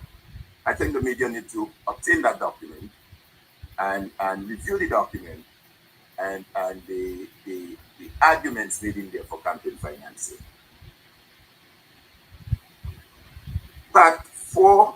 Under Part 4 of the legislation that Sir Byron presented to the government, which is rejected, political campaign financing, Section 54 to 75 of the House of Assembly Elections Bill 2023. That was what Sir Byron presented. 1.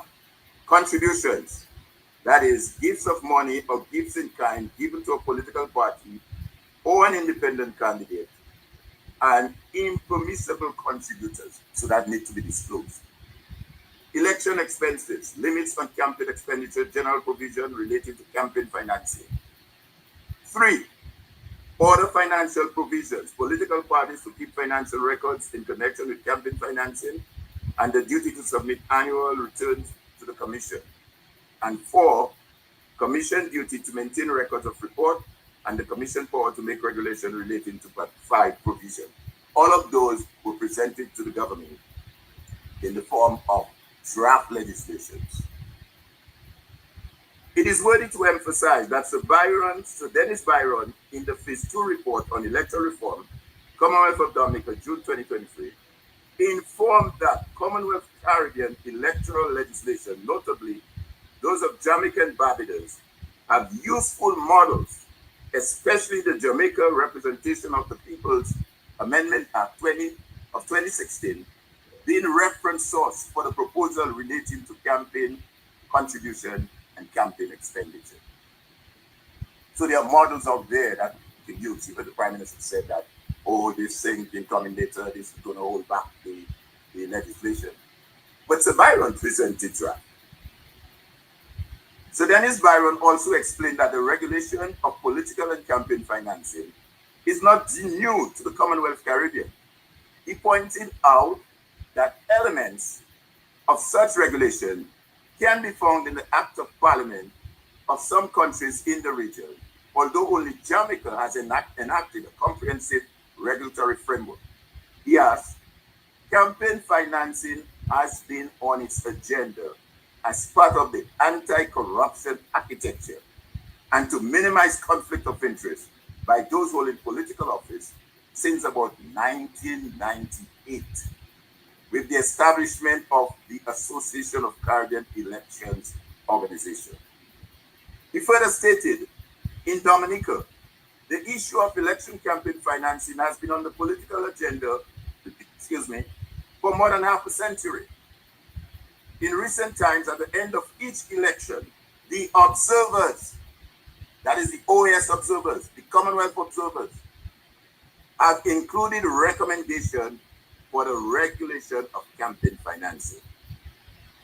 For example, in address to the nation on the 7th day of February 2000, Prime Minister Roosevelt Douglas of the DLP-DFP coalition government expressed his grave concern on the funding of political parties in Dominica and the absence of effective rules governing what and how much money political parties can spend on elections for parliament and how political parties are funded. He was firm and adamant when he said, quote, "We need robust control over election spending to ensure that political parties are properly accountable to the people of Dominica to prevent conflict of interest and the exercise of improper influence. The DLP-DFP coalition is committed to cleaning up Dominica's politics and to ensure the way political parties are funded becomes open and transparent." Unquote. Those were the words of the then Prime Minister, Roosevelt Douglas. Again, in his contribution to the debate on the Bill for Integrity in Public Office Act in 2003, Senator Norris Prevost raised the need to address the funding of political parties and to come up with some clear and transparent rule about the finance of political parties. Answered of the House of Assembly 28 to 30th of April 2003 refers, page 256.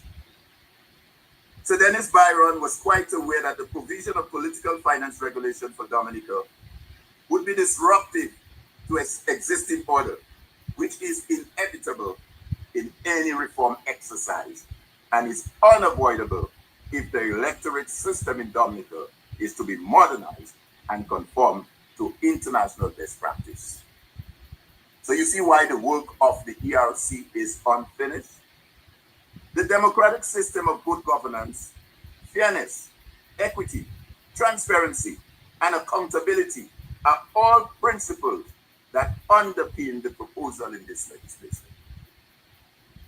He also noted that the political discord and acrimonious commentary on the financing of political parties and election campaigns issue were part of the tumultuous background which led to the reform consultancy. He, however, emphasized that the principle which underpins the House of Assembly Election Bill 2023 were objective, universal, and adapted to the Commonwealth of Dominica. Every effort has been made to tailor the proposal to reflect perspective of best practices in the context of our Caribbean value, unquote. I'm saying all of this so the media can take this story and challenge the Prime Minister when he brings his frivolous excuses why campaign finances should not be included in the legislation. In her introduction to a Commonwealth publication entitled Political Finance Regulation, a Best Practice Guide to Commonwealth Legislative Approaches, the Right Honorable Patricia Scotland, KC, emphasized the right of individuals to participate in democratic processes, in particular through free and fair elections in shaping the society in which they live. The citizens had a right to protest. They had a right to say that whatever is in this legislation is not satisfactory and should not have been intimidated. She added, quote, "A truly democratic system demands political equality, which unfortunately often eludes us. While there are many factors that contribute to political inequalities, such as discrimination and exclusionary politics, none is as notorious as the negative impact of unregulated finance on politics and governance. It is one of the biggest hindrances to credible, transparent, and inclusive democratic processes, and Commonwealth members countries are no exception." The Right Honorable Patricia Scotland Casey further stated that the late Kofi Annan, global giant and son of the Commonwealth, once wrote, quote, across the world, uncontrolled political finance threaten to hollow out democracy and rob it of its unique strength. I hope this guide will help government, regulators, and political parties to develop the necessary legislation for more equitable political financing. I have gone at pains to read through this for you so that you understand what is at stake. And herein lies the role of the media and journalists to report the truth. On a recent broadcast, I heard the Prime Minister with a journalist from Grenada on the narrative. When the question was asked, do you import voters to Dominica? The Prime Minister acknowledged and confessed yes. And he went on to justify that by saying that the ULP has done it and the Freedom Party has done it as well. I want Dr. Andre to just briefly talk to the question in terms of bribery and treating, which is a provision from my understanding that is not included in the legislation, and whether the fact that the political party can raise 5.67 million EC dollars and import 1,000 persons to come in and vote and skew the democratic process, whether that is considered bribing or treating, or whether it's okay to do it. Mr. Andre. It's a criminal offense, period. It's a criminal offense under the Hillsbury's laws of England, which is almost a criminal Bible to many practitioners in the Eastern Caribbean. It says explicitly in that source that the transportation or paying the transportation of voters to come to your country or covering the cost of transportation with the express or implied promise that in exchange for such payment, these voters are going to vote for you or your political entity, or even to refrain from voting, is a criminal offense. Paying for musicians all over, whether it's Gramps Morgan or some religious group or organization, to come to your country during election time for specifically that purpose, to the extent that they're even wearing the colors and signs of a political organization, that constitutes the offense of treating. But for obvious reasons, that will not be expressly indicated in any electoral reform, because the political directorate wants to continue doing what they've been doing over the last 15, 20 years with total impunity. And therein lies the problem. Therein lies the problem.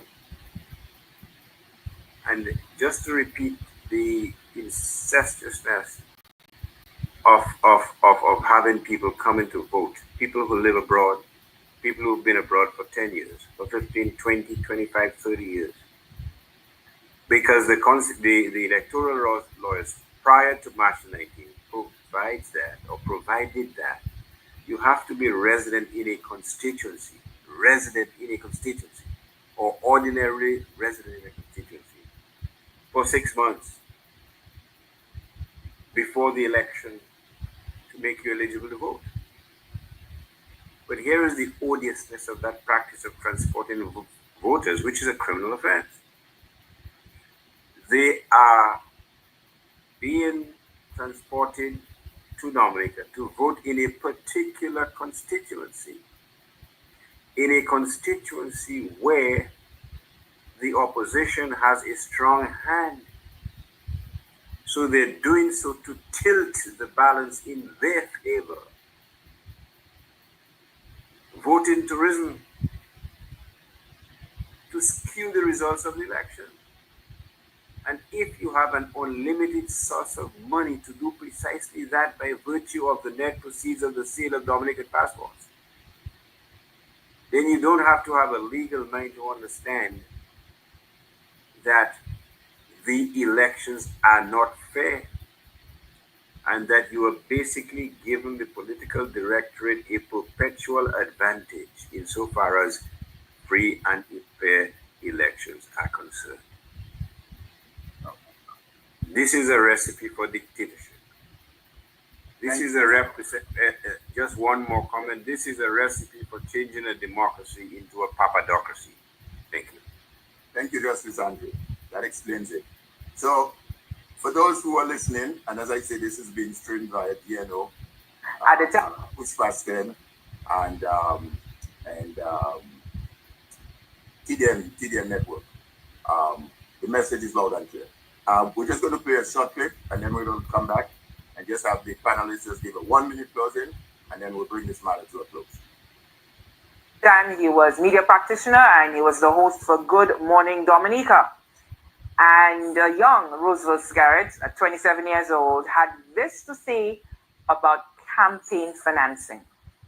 Before the campaign and the issue of resources came to your mind, did you begin to think that we must start doing something differently about campaign financing in Dominica? So certainly, I think let us try to level the playing field so that everybody can have a fair chance to make a contribution to the country. And I'm hoping that maybe we can have some changes and do it like America, where maybe, I don't know whether for America, the government gives you a certain amount of money to run a campaign.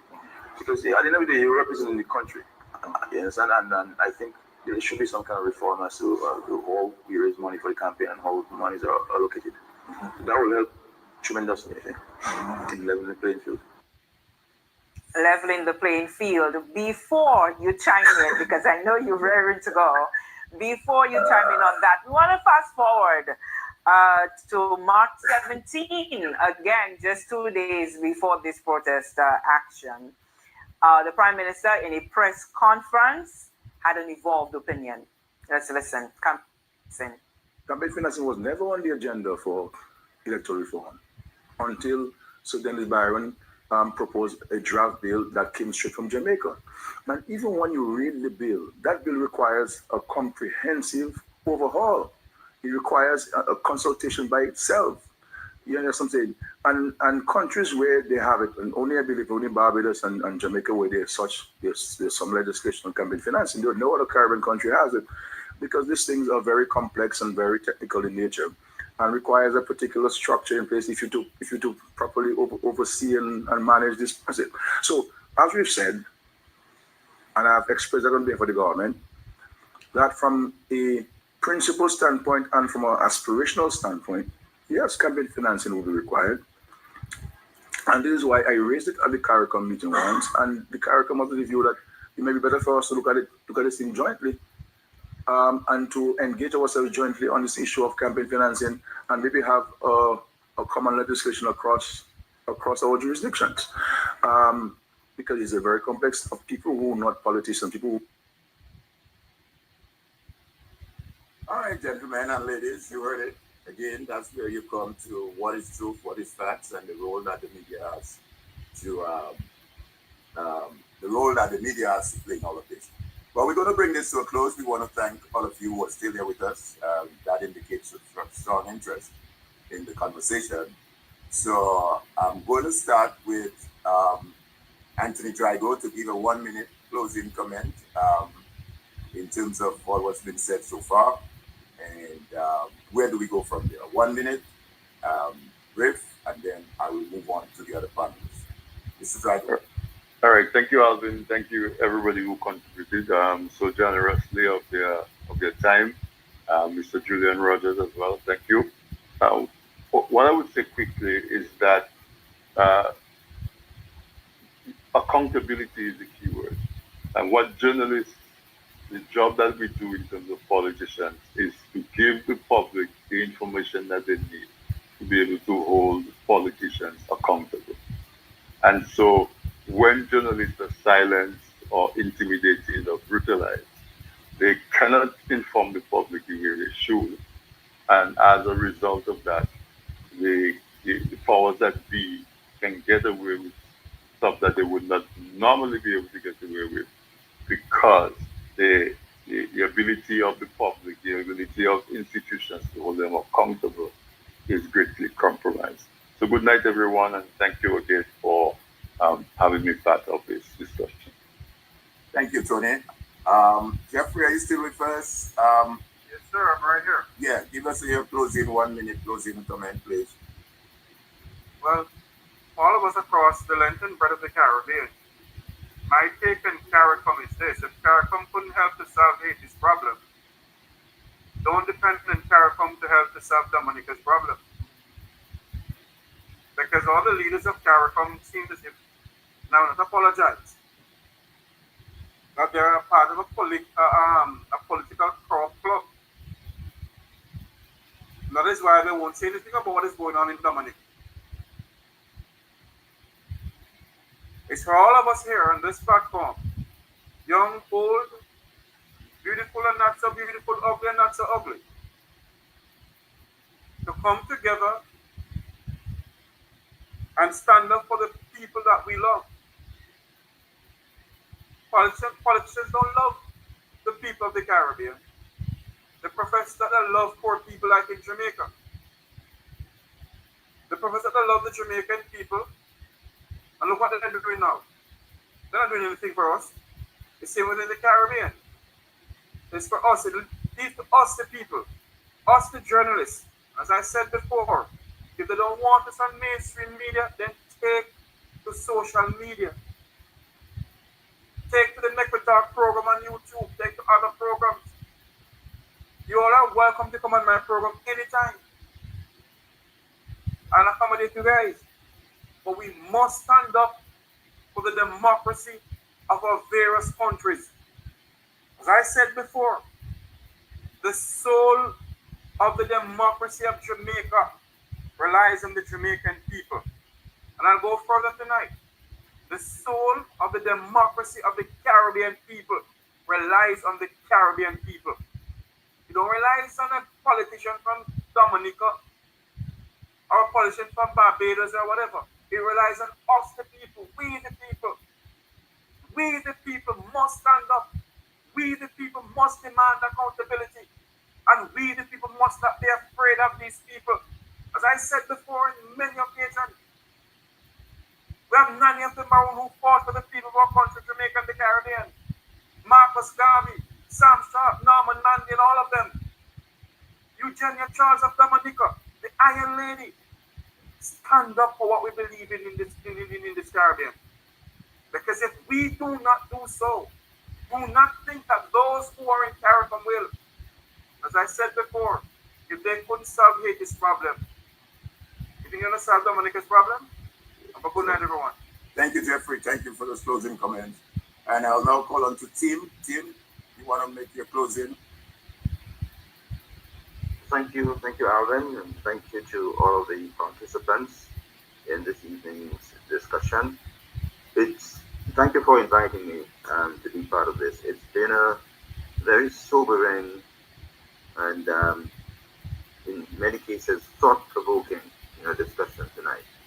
And it has, established, I think, quite clearly that the media has a tremendous task ahead of it in Dominica, a tremendous challenge to re-establish in Dominica, I'm talking in particular, and retain its position as the voice of the people and one of the pillars of our democracy to ensure that we retain and preserve our democracy. And so I am hoping that out of this, this can spark something among us who are here this evening. We've already gotten, a lot of solidarity indications, if you will, from our colleagues, from around the region, Jordan Rogers and Anthony and our Jamaican friend Jeffrey. And so we are heartened by this, but I think something needs to come out of this. I think we need to grab this opportunity to begin some sort of movement, some sort of drive to reestablish and I say reestablish because at one point the media did was at a certain point in the history of this country respected, and recognized. And I think we need to get back to that stage. We need to begin the process. But I also want to point out that from the history, my involvement in the media has indicated to me that no government has been open to um, to criticism, so to speak. No government is receptive to criticism, and therefore all the media throughout the history of Dominica has faced that situation. It has deteriorated, I have to say, to a point now where our democracy is threatened. But this has always been the case, that the media has had to fight for its place to be able to um, disseminate information that is not acceptable or that is not complementary to the government of the day. And we need to bear this in mind. I also want to point out that for those of you, like organizations like the ERC, who have recognized that cause because of what you do, understanding of the media right now, you too have to recognize that the media, in being able or in its efforts to maintain its role and to preserve its role, may not always be an avenue for all of the information that you want to put out, just the information that you're prepared to put out as an organization. Because many organizations do that. All of us do that. We prefer the good press.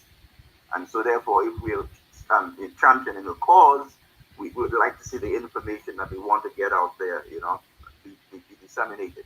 But sometimes the media may have to challenge you as well, based on whatever information that they put out that needs clarification or needs questioning, and you need to be receptive to that, so that mindset of accepting the media, respecting the media, and understanding the role of the media begins there and proliferates to the country. Because that's where we have to get to a point where we as a nation can understand and accept the role of the media and understand that the media has a tremendous role to play in the preservation of our democracy. Thank you, everybody. It was a pleasure. Thank you very much, Tim. Thank you very much for those closing comments. And I concur fully with what you have just said. Again, I just want to recognize the various platforms, and there's one radio station that is carrying this event live. We have DNO, we have Push Past 10, and we also have TDN Network, and also Q95, as I understand it, is also carrying this matter live. So again, thank you to the various platforms for carrying. Oh yes, also Make We Talk. Jeffrey Tavares is also carrying it live on his platform. Absolutely, he's not just a panelist, but he's carrying it live. So he's a Jamaican based in Florida, and he has a very wide reach as well. So again, thank you to DNO, Push Past 10, TDN Network, Q95 Radio, and Make We Talk, Jeffrey Tavares talk show. So I'm going to call now on, should I continue using that same word? Our friend, I'll say our Dominican friend. We gave him citizenship for Dominica. I'm not sure how much he paid for that passport. Julian Rogers, to give his closing comment. That's not a Julian, good you still with us? Yeah. That's not a good subject to end it. Passport. Journalists have thick skin, man. They can take anything from anybody. Listen, well, all I can say is that I hope that a forum and a discussion like this would trigger some move of the media people in Dominica to come together. I know that they've been disparate sections over time, but this is not a time for people to run away from the responsibility really to Dominica.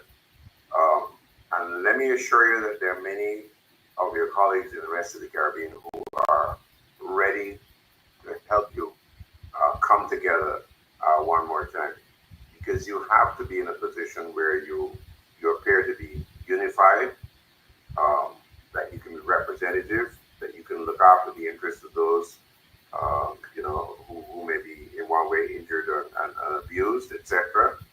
But I also think the coming together is really about developing and building your skills and talent and competence, which I think is really the heart of what we expect from media operators in our countries. Um, you know, the media landscape in Dominica is both a mix of government-owned and private sector and special interests and whatever else. I think really there needs to be a sit-down of all these stakeholders um, to come to a common position about their continued role in the democracy of Dominica. I think that is significant. And one of my great worries is that no one should pick up the fire rate that is going on in America, for instance, and think that is the kind of treatment of media that should be commonplace in our Caribbean. So let's hope that there's a fresh breeze that will blow through this particular situation, and that the media operators, the journalists in the country will feel far more confident and respected in carrying out their function. That I think is really what we need to achieve. Thank you again for the opportunity. Glad to make contact with some of my old buddies, and let's keep the home fires burning. Thank you, Julian. Thank you very much for those kind closing comments. Before I call on the chairman of the ERC, Mr. Boston, just to again close with a few very brief remarks, 1 minute for the most, two. I just want to read, and we can't end without recognizing the number of persons who have been arrested, many of whom have been on bail for standing up during that March 19th on behalf of the citizens of Dominica. It would not have gone down well for us to end that program and not recognize them as patriots, as soldiers who stood up and took the rubber bullets and the tear gas, standing up to protect democracy in Dominica. The Electoral Reform Coalition considered the continued arrest of decent citizens who exercise their right to demand legislation for free and fair election must stop immediately. Your Excellency, the President of the Commonwealth of Dominica, must immediately set up an independent commission of inquiry to investigate the violation of human rights of protesters and the behavior of members of the Dominica Police Force with the use of unnecessary force under the command of Jeffrey James, who was 13 days later appointed to act Deputy Police Commissioner. The images of the action of the police on March 19th, which went viral on social media to the international community, has done much harm to the once perceived peaceful nature isle of the Caribbean.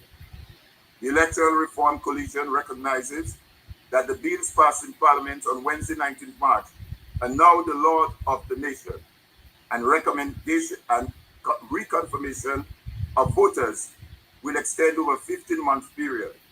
That is somewhere about June 2026. The ERC also understands that any general election called before the completion of the reconfirmation process will be done with the old, bloated, contaminated, and corrupted voters list. The ERC is therefore calling on all people of Dominica to be prepared to resist any general election before the reconfirmation process is completed. Prime Minister Roosevelt Skerrit has recognized the importance and the need for campaign finance regulation and has given a plethora of excuses, none of which make sense, why campaign finance regulations are not included in the toolkit.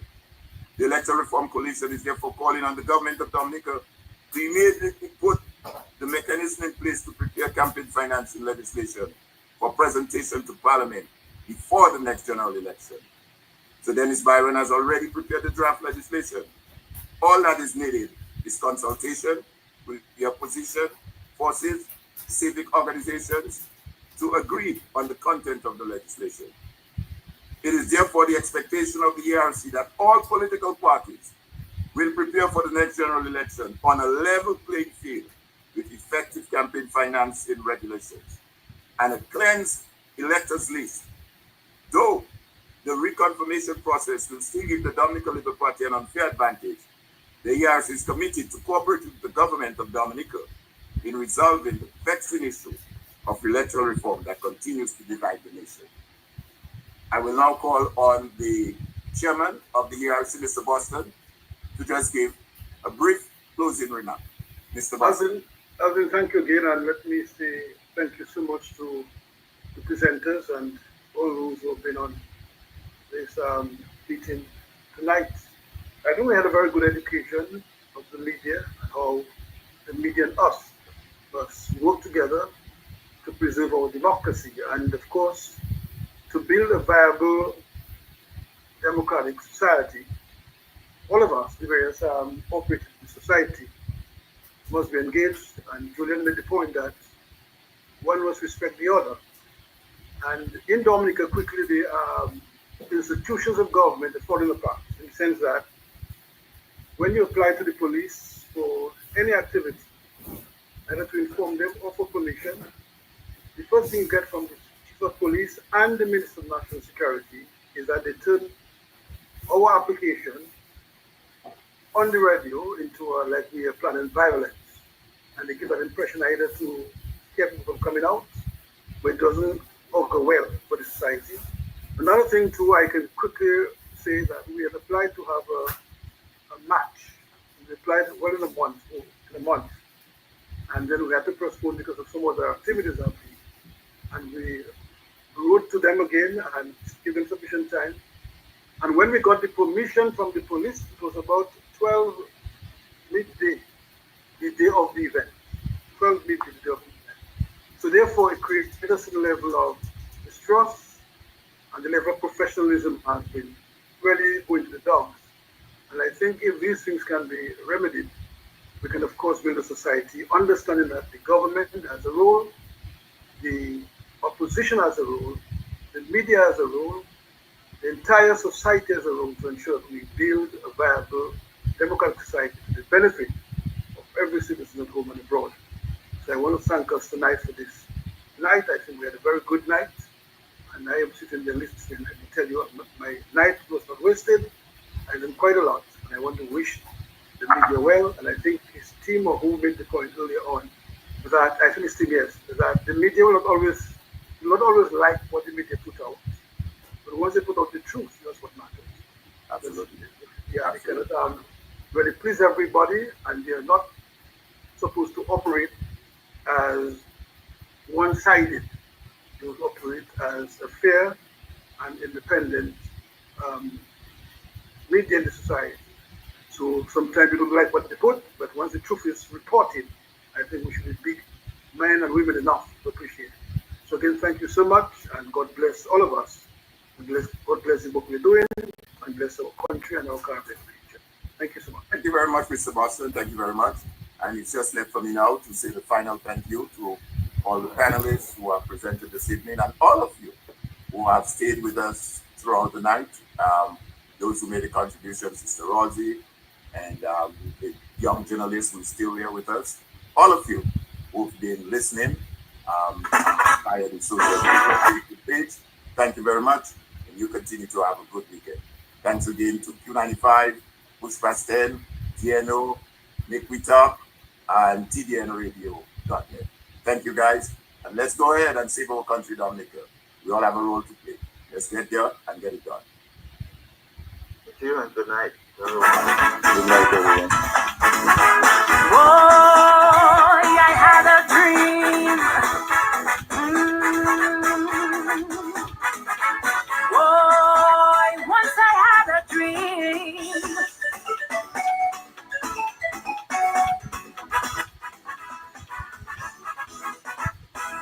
Politicians hold significant power to shape the future for you and me through the right decisions, policies, and leadership. They can either empower the young people or create barriers that will stifle our ambition and potential to be the best we can be. So, Mr. PM, what's going on? The more we try and try, we still staying down. You created an illusion, an imagination of a bright, prosperous, wealthy nation. Some call you a mama Gaia, I call you a heartbreaker and a dream killer. We had plenty hope, but now we can't cope. You're a dream killer. Disregard of mental health while you busy killer. Some big NEP working for small money. You're a dream killer. You present a lot of things, we believe in you. No our life passing by, nothing coming through. There's a lot of promises, fulfilling a few. Then this big celebration for us to praise you.